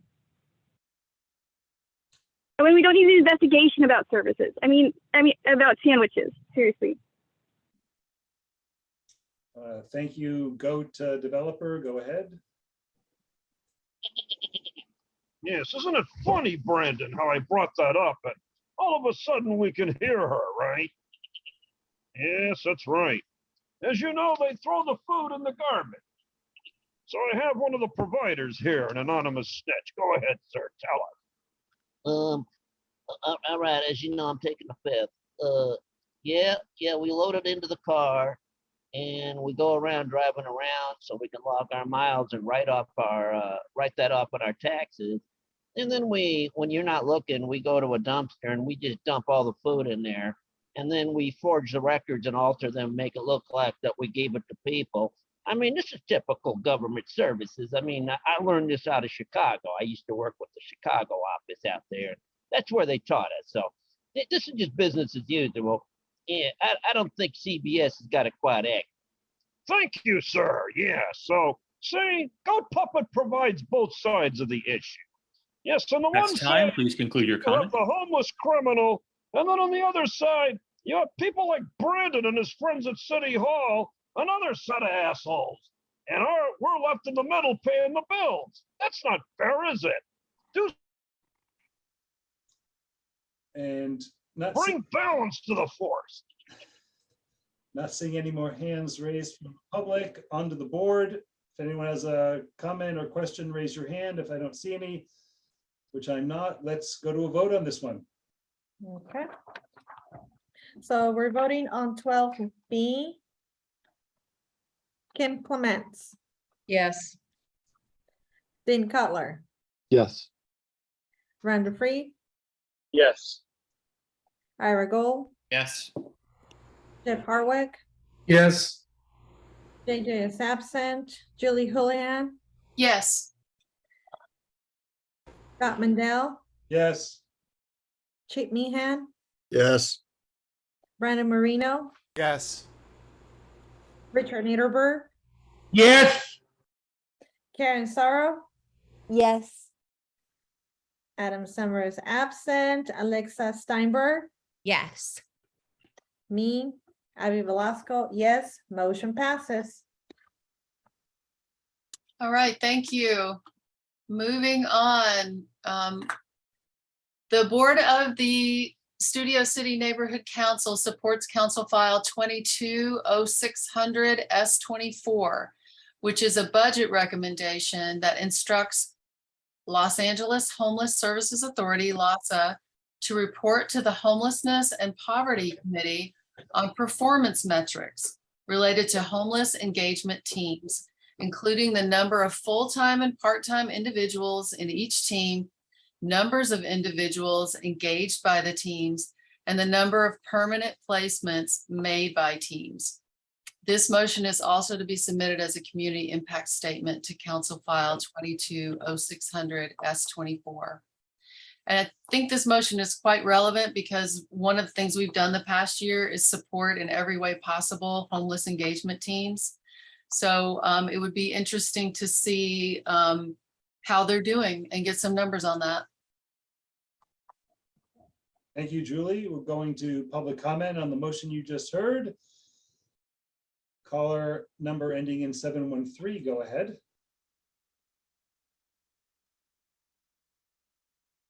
Hey, it's Ruth. Okay, so I've been participating in this committee for like a few years now. You guys could ask me this stuff. They send an email every month that shows their metrics. They have 200 outreach workers plus 40 leads.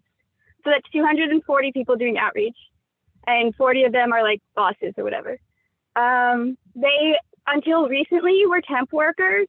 So they didn't actually work for LAHSA for long enough for them to see through any of the promises they made to people or to see any of the cases that they opened get resolved and get housed or whatever. So they didn't even know that the number of cases getting closed per day was 50 to 100. I would investigate the cases that they're closing because they don't call you. Like I thought that I was missing their phone calls, but then I had my phone on for like almost 9 months waiting for them and they never called and they closed their case. So like I know everyone voted to investigate the sandwiches. I would investigate the closed cases. And if you guys want this information, just sign up for the CES Connection newsletter through LAHSA. They'll email it to you every month. Thank you. Goat developer, go ahead, please. Yes, I'll bring my informant back. Thank you very much. I may or may not have worked for LAHSA, but as I said before, we're a top-heavy bureaucracy, and we get paid, and we basically just fuck all of you. We just go around and we have conversations in the morning, have coffee. We go over to the tell them where you go. I'm getting there, man. Don't goddamn me. Tell them. No, man. This goat's scaring me. Get away. So as you see, Goat Puppet will have more information. We know where the losser goes. We know that they don't do what they say they do. We know they throw out things. And we know they fail. And we know that they try to buy people shit. And we know that they enhance the ability to live on the streets and take drugs. Yes. Now, Next time, who here is, please are wrap any up of your you- comments. None of you are taking drugs. You look too tired. Not seeing any more hands raised for public comment. We go to the board. And now we go to vote. Okay, so we are voting on item 12C. Kim Clements, Yes. Dean Cutler, Yes. Rhonda Free, Yes. Ira Gold, Yes. Jeff Hartwick, Yes. JJ Sapsett, Julie Houlihan, Yes. Scott Mandel, Yes. Chief Meehan, Yes. Brandon Marino, Yes. Richard Nitterberg, Yes. Karen Sorrow, Yes. Adam Summer is absent, Alexa Steinberg, Yes. Avi Velasco, yes, motion passes. All right, thank you. Our next motion, D. The Board of the Studio City Neighborhood Council supports Council File 2013-76 S3, which amends the LA Municipal Code 4118 and 5611 to prohibit sitting, lying, sleeping, and storing personal property within 500 feet of a library. This motion is also to be submitted as a community impact statement to Council File 2013-76 S3. Just a matter of couple of clarifications, which is, number one, this council file is in committee right now. It is not up for a vote yet. It is in the Homelessness and Poverty Committee. A few other neighborhood councils have already written in about and done community impact statements about it, though. One concern that was expressed that I'll just go ahead and put on the table is that there seemed to be some confusion about whether the sitting portion of it prevented a homeless individual from entering the library. I do not think that that is the intention of this. I think it's the exact same wording that's just generally used in 4118. And I think it, primarily is trying to address camping, just like the other specific places are looking at camping. As you probably know, the ordinance passed through 3 city council votes to specify schools and daycare as protected spaces. So this would add libraries to that law. I think that's all I have to add for now. Thanks. Thank you, Julie. Going to public comment on the motion you just heard about encampments at libraries. Caller ending in 713. Go ahead, please. Hi, Julie Houlihan. My email address is ruthlessruth@gmail.com. I'm happy to talk at length about this issue. I care a lot about it. I was a homeless 13-year-old, and I think that this motion is, it's taking us back to the year 1349 in Europe when the plague, it was about 2 years after the plague started there. So right after a pandemic, they decided, since there was a worker shortage, to make it illegal for anyone to be a vagrant. And we are continuing this. We found loitering laws illegal in 1972 in the Supreme Court. This law is actually from 1968, and they're reviving it, which is ridiculous. It does, if you enforce it as written, it does ban sitting down in the library. We've already made more than 100 square miles of Los Angeles illegal for people to sit down in. You're not even actually allowed to stand up if you're standing up in a way that is blocking somebody else from And that's walking time. by Please you. conclude your comment. Okay, yeah. If you want me to talk more about this, I'm happy to. You just have to email me so I am allowed to speak for more than a minute. Thank you. Go developer, go ahead, please. Yes. I talked so eloquently last night about this with the most liberal communist Venice neighborhood council. And it was a close battle, but I lost. So it passed. Yes, it did. Why the hell are you against it? Well, the reason, human, it's overbroad and unconstitutional. Let's say somebody goes inside and checks out a book and then sits down outside and checks their email, or maybe falls asleep like Brandon for a few minutes. Well, then you're violating the face of the ordinance. And it's unconstitutional. The city will get sued, lose, and pay all those pretty attorney fees. And that's what Randy Freed likes more than anything, is shit like that. But today we can save you. Voting no on this, sending a clear message that we don't need this. Because unlike schools, And that's the time. homeless Please can conclude go your comments. inside the library. You're banning them from a place they're allowed to be in, unlike a school. Dumb. I agree. Yes. Yes, Brandon, wake up. Wake up. Not seeing any more. Oh, Melanie Winter. Go ahead, please.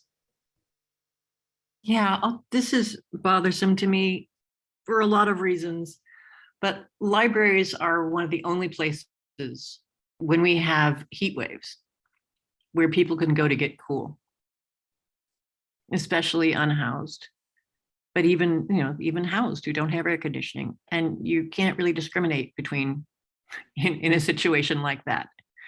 You can't say if you have a house with no air conditioning, go ahead and hang out in the library. But if you're unsheltered, no. Libraries are a source of refuge. They're a place people can access resources. They're often the only place a lot of people can access resources, and you're making them undemocratic. And this is a bridge too far.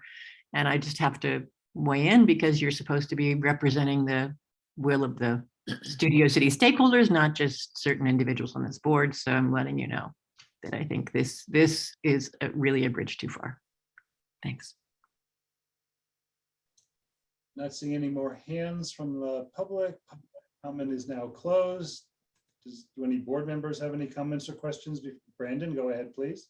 Yeah, my question, Julie, is I wasn't at the homeless meeting.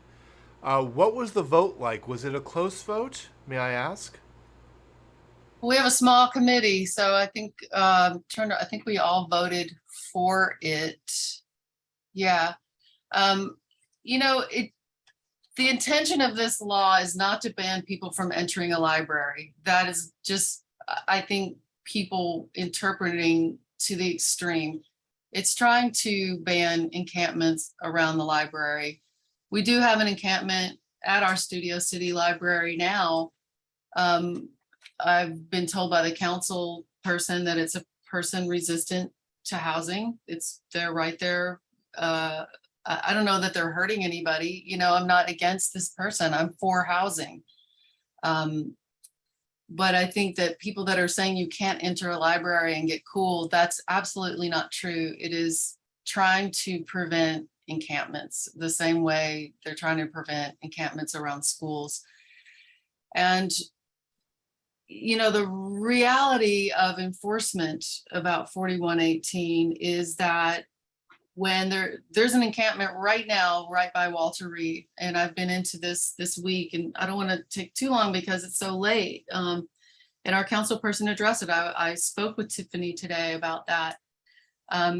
There's so little that they can do to enforce it. I think having a law in place is important to discourage it, because if there's somebody camping, they will receive an offer for services, But if they don't want them, then the police hands are tied to come by to enforce it, to write them a ticket for whatever they think they can write a ticket for. There's not even just one ticket. They have to look at, are they violating ADA? Do they have weapons, etc.?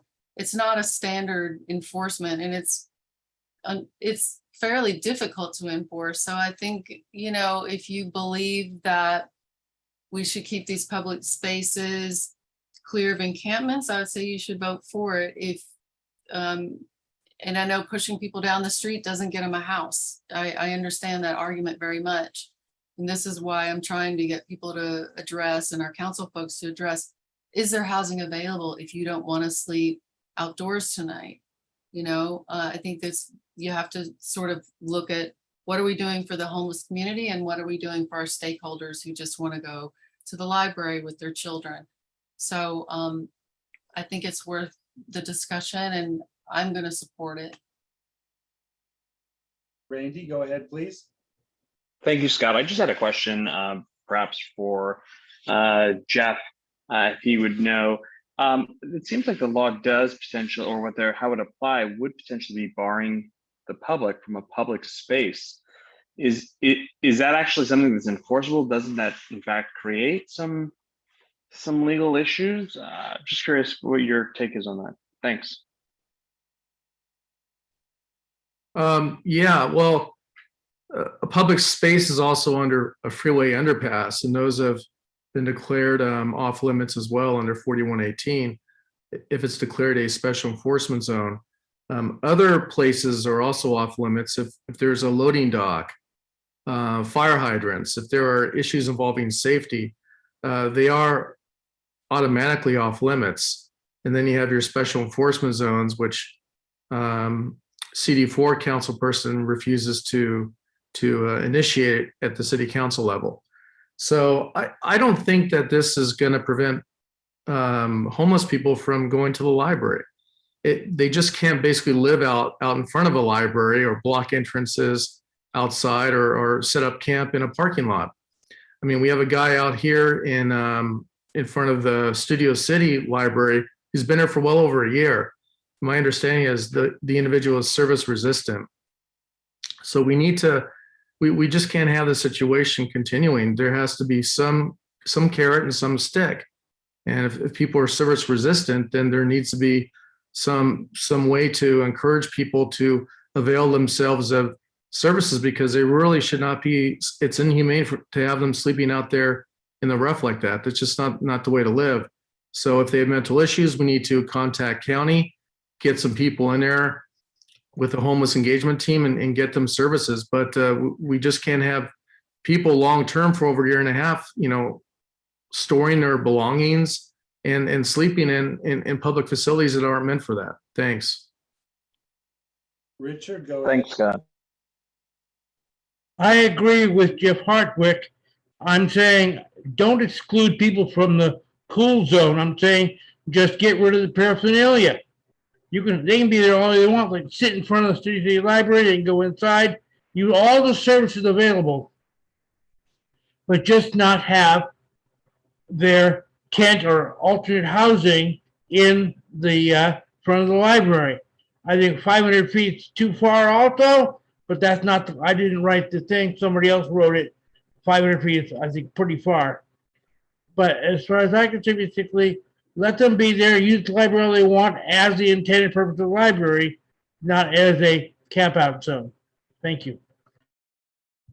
Thanks, Richard. I just want to add, this is the same 4118, 5611 that's been passing the city council over and over and over again. The only difference is libraries is now added to the mix. The actual ordinance modifications themselves are only adding the word the place library. It's the same 4118 that keeps passing, and it's the same city council members that keep voting yes and the same ones that keep voting no. And I think we should support this, and not seeing any more hands. Let's go for a vote. Okay, so we are voting on item 12D. Implements. Yes. Dean Cutler, Yes. Randall Free, Yes. Ira Gold, Yes. Jeff Hartwick, Yes. JJ is absent, Julie Houlihan, Yes. Scott Mandel, Yes. Chip Meehan, Yep. Brandon Marino, Abstain. Richard Niederberg. Richard, You're muted. Richard, you're muted. I don't like the 500 feet part of it, but it is consistent with the other statutes went by lately, ordinances rather. So I don't like it, but this may be the only way to kind of make somebody move as far as the city's moving by. is that a yes or a no? I can't hear you. I just need a yes or a no. Reluctant, yes. Karen Sorrow, Yes. Adam Summer is absent, Alexa Steinberg, Yes. Avi Velasco, yes, motion passes. All right, thank you, guys.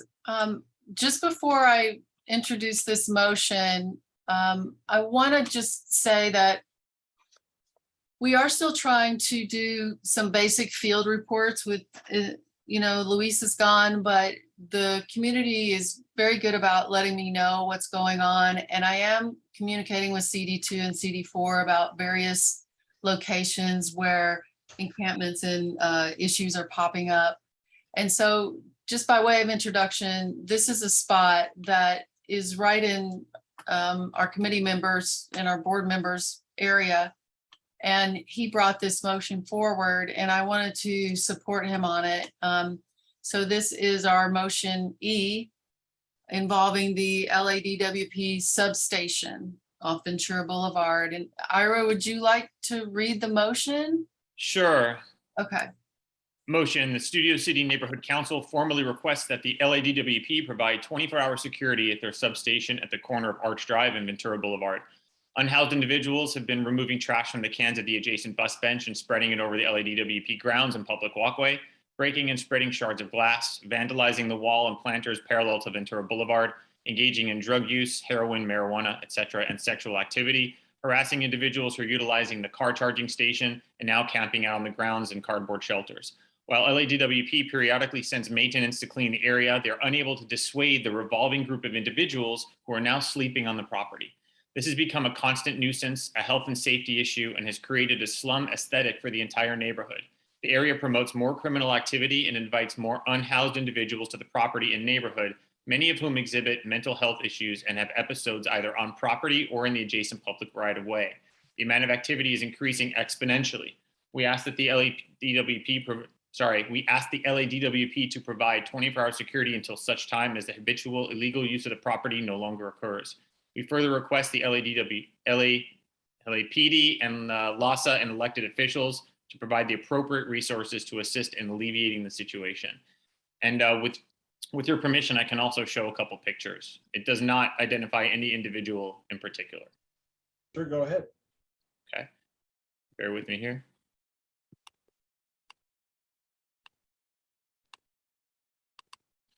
Okay, I marked out this person's face. This was taken today in 90-something degree heat. Somebody is underneath a comforter. See all the graffiti, this is what I'm talking about. Every week and a half or so, this graffiti, LADWP brings out a team to clean this up and repaint. And it's happened for months now, every week to week and a half. Same with this. So that's it. So here's why. Here's the reality of the situation, if I may speak, if that's okay. Yeah, go ahead. Okay, so we have a large community that lives in and around Arch Drive at Vineland and Ventura. there are a lot of members of the community who are avoiding this area because of what I just showed you, and because it's recurring. We have a situation where there's rising crime on the street, on Arch Drive. We have an unsafe area over there. We have an area that is as you can see from that individual who was sleeping during the day in 90+ degree weather under a comforter, that it is not a safe area for passerbys or for the people who are inhabiting that. And that's actually uncommon because normally it's their people are sleeping there at night. And I have walked by there multiple times. I have seen the specific drug use. And the reason why I wrote those specific items in there is because a lot of times, some people, when they think of drug use, they think of marijuana smoke. I'm seeing people cook heroin, inject heroin. I saw somebody having sex with somebody in public. They were just shielded by a piece of cardboard, right? And that person had been living there at that point for probably 3 or 4 days. It was at 10 o'clock at night. This is not an encampment. It's not an encampment status yet. However, if it continues to be as it is now, I feel it's going to be. Also, every week and a half when LADWP does send their cleanup crew, I speak to them, I see them. I walk by this area several times a day. I've spoken with one of the people who are there on multiple occasions and from the LADWP, and they say, yes, they do have security teams. They call their security teams. Oftentimes the security teams are too busy. They cannot come over and do anything. I think it's, and the individual also told me that he's getting, quote, afraid to clean things up because it's getting so bad in that area. So I'm a very big believer that the neighborhood council system should be focusing primarily, this is my opinion, on local issues that affect each individual jurisdiction, as well as some things that are more macro, I call it, more broad. And this is an opportunity for the board to do so. So my whole reason for doing this is because, look, the reality is they're not going to give us 24-hour security. That would be amazing if they did. They might not even provide any kind of security. However, if somebody is walking down the street, or if somebody says, hey, this is a problem, I'm afraid to walk by there, at least I, as a neighborhood council member, can say, look, I tried, and we tried something. This is just so that one of us can pick up the phone, call LADWP and say, hey, or write an email. I have all the info to who to contact and say, hey, the Studio City Neighborhood Council would really like you to do X, Y, and Z. Besides that, it would just be one person, me as an individual, giving a call, and that I don't see that happening. Thank you. Thanks, Ira. Let's move on to public comment on the motion you just heard. Goat developer. Go ahead, please. And yes, I drove by this area and had a nice conversation. That's good. I thought Brendan would never leave. Now we could talk frankly. These people are a fucking menace. Holy shit, did you see those photos? Something out of fucking Beirut. Or Kabul. Yes, that's right, or Afghanistan. Yes. How can this be happening? It's all Richard's fault. You should have been on top of this. You know everything that goes on. You're the most senior member. Scott's innocent here. He's just a newbie. But I blame Randy Fried Chicken and especially Lisa Karaji and the Carjet. Because you let this get out of hand. What we need is a power washer to go in there and clean all that shit out of there and fence it up. And that's time. Please conclude your comments. Send this letter to my good friend, the president of the DWP Commission, the pretty lady. She'll help you. Caller ending in 713. Go ahead. Hi, this is Ruth. It's so funny to listen to people who are house talk about homeless people, like, oh, we're avoiding the area. Like, you guys have other places that you can be. you literally are afraid of people sleeping. Like, can anything be more benign of an activity? Like, I could tell none of y'all read 4118 because you all talk about encampments and like stuff like drug use. 4118 doesn't ever once say the word encampment. It does not ever once say the words offer of housing or house at all. It bans people. And that's what you're trying to do here. You say like you need 24-hour security. Do you not have the number for 911, like for LAPD? If there was actual crimes happening, they could come and arrest people for the actual crimes happening. But you are trying to ban people from existing, and you have banned them from every other place. And now you're trying to take the one little piece of sidewalk that they found that they're allowed to be on away from them. When you ban people from every other place, the only place left is in front of your houses. And that's where it's going to be next, because that's the only legal place. Is that what you want?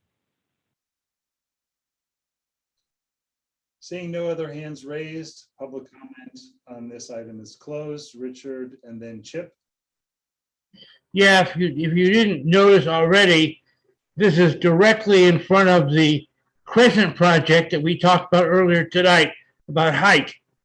I think that somebody's going to clean this up, or they'll never be able to rent all those units. There's a lot of units to rent.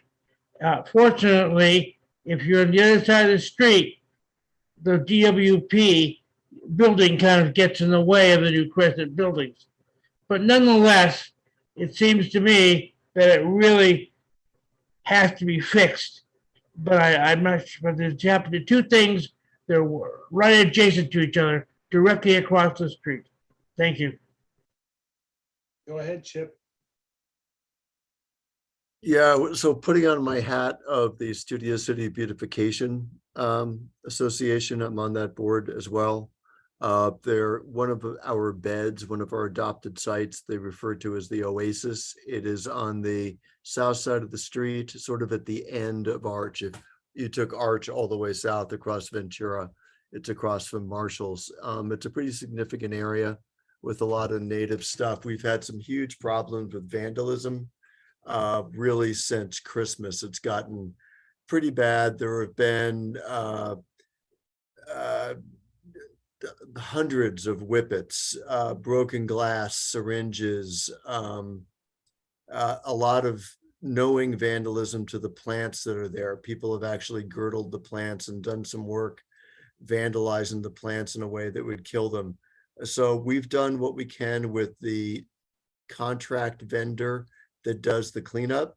They are not contracted to clean up human waste. They are not contracted or trained to do syringes. George from CD4 was sending a group down there periodically, and then was not able to get the hazmat team down there. So this has been a huge problem for beautification. The deal we're trying to strike with CD4 is that our guys get there on Friday, their team from CD4 would get there on Monday, just to clean up the turned over garbage cans and debris from the parties. And then when it was bad, they would end up getting a special hazmat team that would be deployed. So it's been a huge problem for beautification for the past couple months. This is, I believe, an overflow from the DWP site. Jeff, go ahead, please. Yeah, this is a terrible situation. I don't know that requesting a 24-hour security guard from LADWP is going to take care of the problem. Question I have is, have you reached out to George and Sarah Tamberg, the senior homelessness deputy at CD4 about this, and the neighborhood prosecutor and Officer Sean Smith? Have you reached out to them? Because I think those resources might be able to nip this in the bud, which appears to be a public safety issue. Thanks. Would you like an answer? Well, I will say that I did report it to CD2 and CD4. I think maybe a call to Sean Smith, our SLO, is a great idea, and the city attorney as well. But Ira, if you can add to that, go ahead. No, I did not. In my mind, just calling the LADWP and just planting a seed with saying that a government entity, even at this level, the first level of government at local government, the neighborhood council, in my mind, that would be a sufficient start. I still don't necessarily believe that it needs to be escalated to our council members. I know it's in the motion. That if everyone deems it that that's the way it should be, that's the way it was voted on committee. So be it. I don't think it could hurt to do so. But no, I did not reach out to George or anybody in the council offices. And that's the reason. I felt that this would be enough of a seed, at least to start, and then if we couldn't get anything from them, which I'm assuming that we're not going to, then maybe we could proceed and escalate it. Kim, go ahead, please.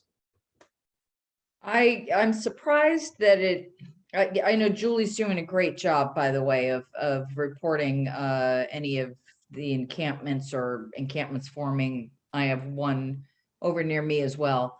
But I am adjacent to the park and ride, as well as it's my immediate neighborhood too, where the Fruitland encampment was. And there was a security guard at the park and ride, which was a tremendously huge encampment. And security guard really couldn't do anything. It was a waste. And the people in this area were just absolutely terrorized and victimized constantly and harassed and made to be afraid. And I do feel for Ira, and I understand the situation. And even if it's very small at this point, it is upsetting and scary and shouldn't be.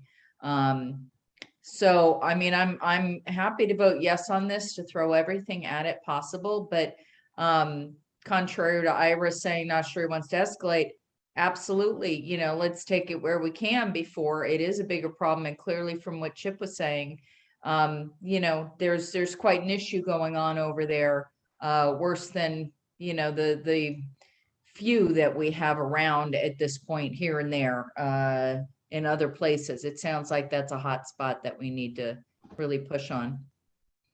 Thanks. Thank you. Richard?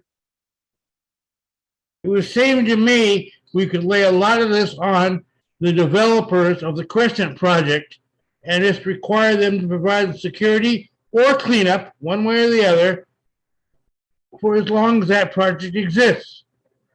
I'm not saying it's totally legal or illegal. I'm just saying that that's one way they get what they want, which is another 11 feet or whatever, and we get what we want, which having that area cleaned.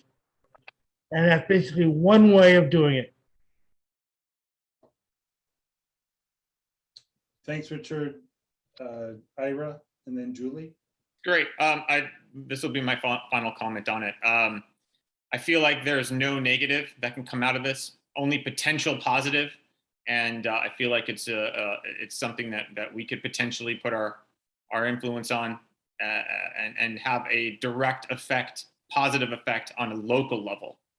So can't hurt, it could only help. That's it. Thank you. And Julie? Yeah, my last comment is that I think we should copy everybody we named in this final paragraph. We're asking them for their support, and the more people we ask for support, they work together sometimes, or at least we get one day and we get one the next. I think it's absolutely important that we copy everybody that's written in here. And Jeff? You're muted. My final comment regarding park and ride, I spoke to the security guard there on several occasions. She was unarmed. She was there to monitor the situation, and then she would basically dial 911 if a problem arose. So I really think that you're not going to get LADWP to provide a security guard. I'm not sure that a security guard would even work in this situation. And I think the starting point should be letting George do his magic, letting Sarah Tamberg do her magic, talk to Senior Lead Officer Sean Smith about the situation, and a neighborhood prosecutor, but that's a starting point. And I've actually gotten a lot of things accomplished very quickly by contacting those people, because it's usually just one or two people that are causing all the trouble, and we need to have law enforcement focus on those individuals. So I don't think this motion is going to amount to much of anything. I think we need to do the basic work and contact the people who need to be contacted first. Thanks. Not seeing any more hands from the board. I think we can go to vote now. Okay, so we're voting on 12E.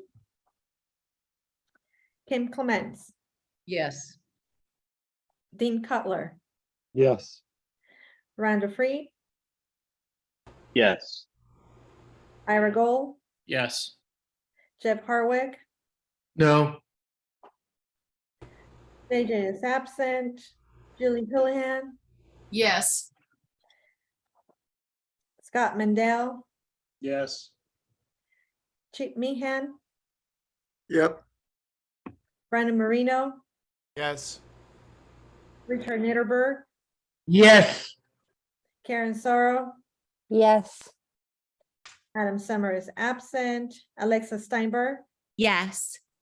Abby Velasco, that's me, yes, motion passes. I'm watching the time. It's now after 11. For item 13, Barry Johnson's under the weather, so the Transportation Committee will be picked up at our next meeting. Okay. We have item 14, Government Affairs. That will be picked up next with the exception, at the next meeting, with the exception of item D, if Jeff would like to read that. Which one is it so I can pull it up on the screen? D, it's Government Affairs 14D.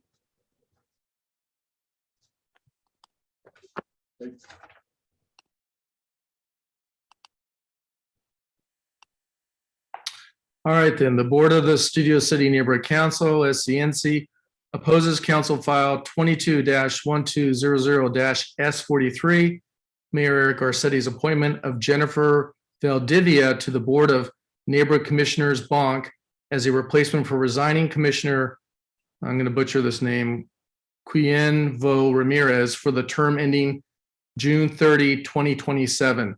The SCNC has a number of concerns about this important appointment, which is not going to be vetted by a City Council committee. First, Ms. Valdivia has no experience in the Neighborhood Council NC system. She was neither a member of an NC committee nor an elected board member. Experience with the NC system is extremely important, particularly when Bonk issues controversial policies such as the code of conduct that affects all NCs. 5 out of the 7 recent Bonk commissioners have been former or current NC board members, which gives them valuable insights that Ms. Valdivia does not possess. Second, she has limited work experience, 7 years, other than as a political operative, primarily for the mayor and a LAUSD school board member. She has limited private sector and community experience. Finally, Ms. Valdivia omitted from her city council submitted resume her involvement with Aristos Strategies LLC, a lobbying firm founded by her father. She worked there as chief operating officer for 9 months, according to her LinkedIn page, at a time when Dunn is trying to curb the impact and influence of our community-based neighborhood council system. We need a commissioner who will be an experienced and supportive voice for stakeholders and NCs, not a rubber stamp for dumb bureaucrats, city hall lobbyists, and contractors. Bonk and our neighborhood councils deserve better. This motion is also to be submitted as a community impact statement, CIS, to CF 22-1200-S43. Do I have a second? I'll second. Second it. All right, so Second, who seconded it? I think Julie chimed in first. I think. Okay, thank you. So this appointment is for 5 years, and a commissioner resigned. if you go to the city council file, there's a lot of commentary that what's quite interesting about this particular appointment. It bypassed the city committees completely, and then it went straight to a vote. Nithya Raman did not vote. She was absent that day for the vote, and Paul Krikorian voted in the affirmative along with, I think, 10 others. So it's already passed, but I spoke to Barry about this, and he thought that we still needed to make a stand. There's been no neighborhood council input at all with this particular nominee. And I feel it's important that we speak out about this very important appointment that really affects rules and regulations concerning how we operate. Thanks.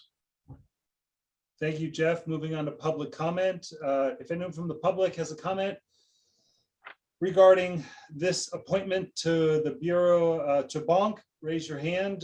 Goat developer, go ahead, please. Yes, one of the most corrupt appointments in history. Yes, her father is very wealthy and raised $67,000 fucking dollars for our gay mayor. So, after all, $67,000 buys you a seat on the Board of Neighborhood Commissioners. So, Ira, get your checkbook out. You can be there soon. Secondly, did you know that she lives at Porter Ranch? Oh, that's right. Staffer B put her on the commission. Yes, an FBI target put her on the commission. Yes. Congratulations. Now everybody's involved with the feds. And what are you doing here at 11:10 p.m.? Catching it late like usual. Goat Puppet was in on this weeks ago, but you didn't move. You were too slow. Brandon was too worried about cutting Next off time, people. please conclude your comments. Yeah. You should have listened to Goat Puppet, Brandon. Caller ending in 713. Go ahead, please. Yes, I'll yield my time. Hi, this is Ruth. I don't really see anything in this motion that says either way about whether she's good or bad. Lobbying's a job. It depends on what she was lobbying for and how she was doing it. If you want to know about a really corrupt commissioner assignment, Lhasa was recently appointed a commissioner by the mayor, Jessica Lal. She was the CEO of the CCALA, the Downtown Bid Association nonprofit, which has added 17,000 housing units to downtown since 2012 and 3,600 hotel rooms, and only 500 of them were affordable. So we have the LASA budget being controlled by somebody who can't build a single unit of low-income housing in downtown. And you guys are worried about somebody who has worked as a lobbyist, that's a paycheck. What did she do? I think it might be corrupt, but I don't know. Oh, Ira Gold, I emailed you personally, and I asked you if there was any housing available for people on vouchers. And you heard the council office. Is there any housing available? I asked them that. And I can't believe you are still legislating homeless people away. Thank you. Seeing no other hands for public comment, Richard, go ahead. Yeah, at several previous bank meetings, there was strong objection to the process, whether they liked or even know her at all. They didn't like it going through without an RFP, without it being scanned or in any way vetted. That was the problem here. I do not know the woman. All I can say is that other people on that bank were not liking the idea the way it was put together. They wanted the neighborhood councils to have some influence as to how this is being handled. That's all. Thanks. I can second what Richard said. I've been catching up on the VANC meetings. For people who don't know what VANC is, it's the Valley Alliance of Neighborhood Councils. It's where board members participate in discussions and meetings. There's hot topics we go over. We hear a lot of complaining, and a lot of the complaining is pointed at the Bureau of Neighborhood Commissioners, the BONC, and they were most people were very upset, not with her in particular, but the way it was handled, the way there's no experience. It's just like one of the few commissioners who never served on a neighborhood council, and the way it was fast tracked. And they control us. So I think it's time for us to make a statement and push back a little bit and call out the way this appointment was handled or mishandled. If no other board comments, let's vote on this. Okay, so we're voting on item 14D. Kim Clements, Yes. Dean Cutler, Yes. Rhonda Freed, Yes. Ira Gold, Yes. Jeff Hartwick, Yes.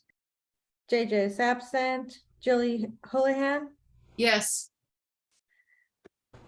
Scott Mandel, Yes. Chip Meehan, Yep. Brandon Marino, Yes.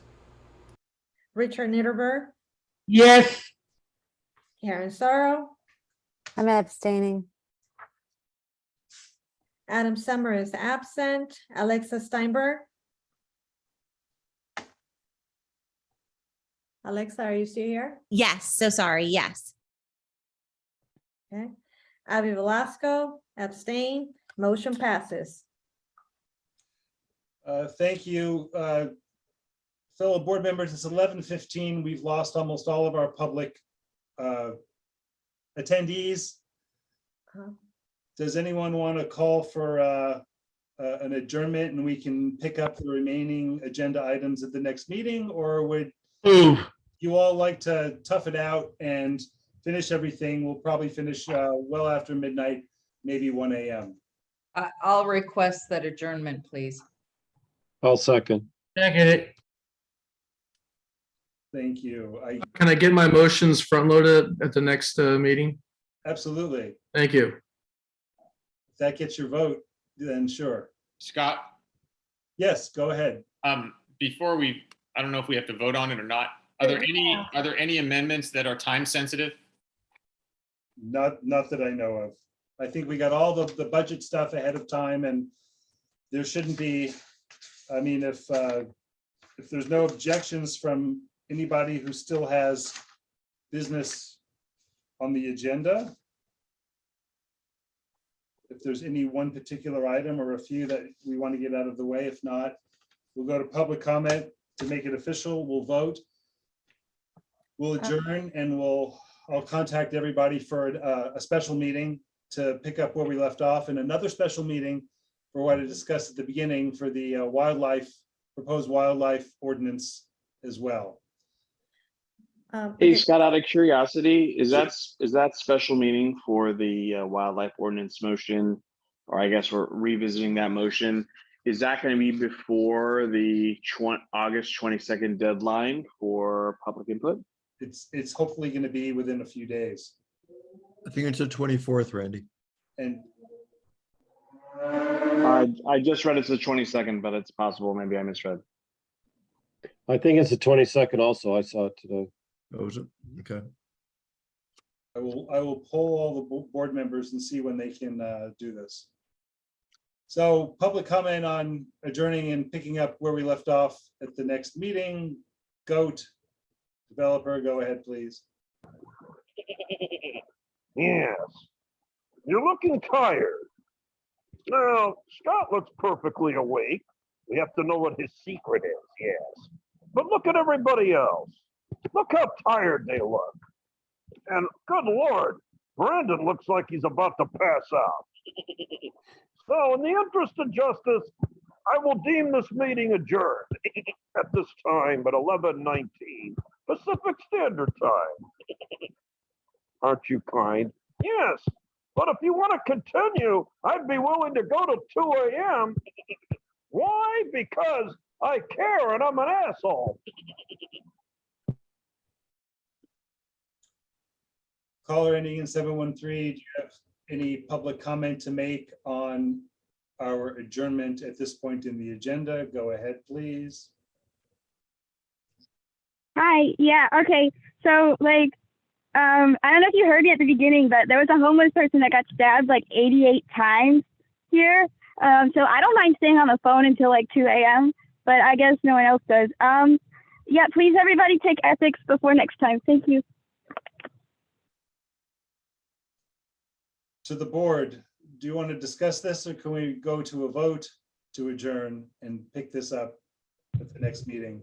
And I'll contact everybody because it looks like we'll have 2 special meetings. Let's vote. Okay, so just to clarify, Kim brought it up, correct? And Julie, did you second it? I missed who seconded it. I seconded it, yeah. Oh, Richard. Okay, Ken Clements, Yes. Dean Cutler, Yes. Richard, Randall Freed, Breathe. Yes. Ira Gold, Yes. Jeff Hartwick, Yes. Julie Houlihan, Yes. Scott Mandel, Yes. Chief Mahan, Yep. Brandon Marino, Yes. Richard Niederberg, Yes. Karen Sorrow, Yes. Alexa Steinberg, Yes. Adam Summers absent. Ari Velasco, that's me, yes. Motion passes. Good night, everyone. Thank you, Thank you, Abby, everybody, for for being toughing it out. secretary. Yeah. We got a lot Good done. night, email me. Our committees have been very productive, thanks to the few members of the public who toughed it out. And watch your inbox, please. I'm going to be sending you some emails to confirm dates for 2 meetings coming up. Good night, everybody. Good night, everybody. Thanks Thank all. you. Good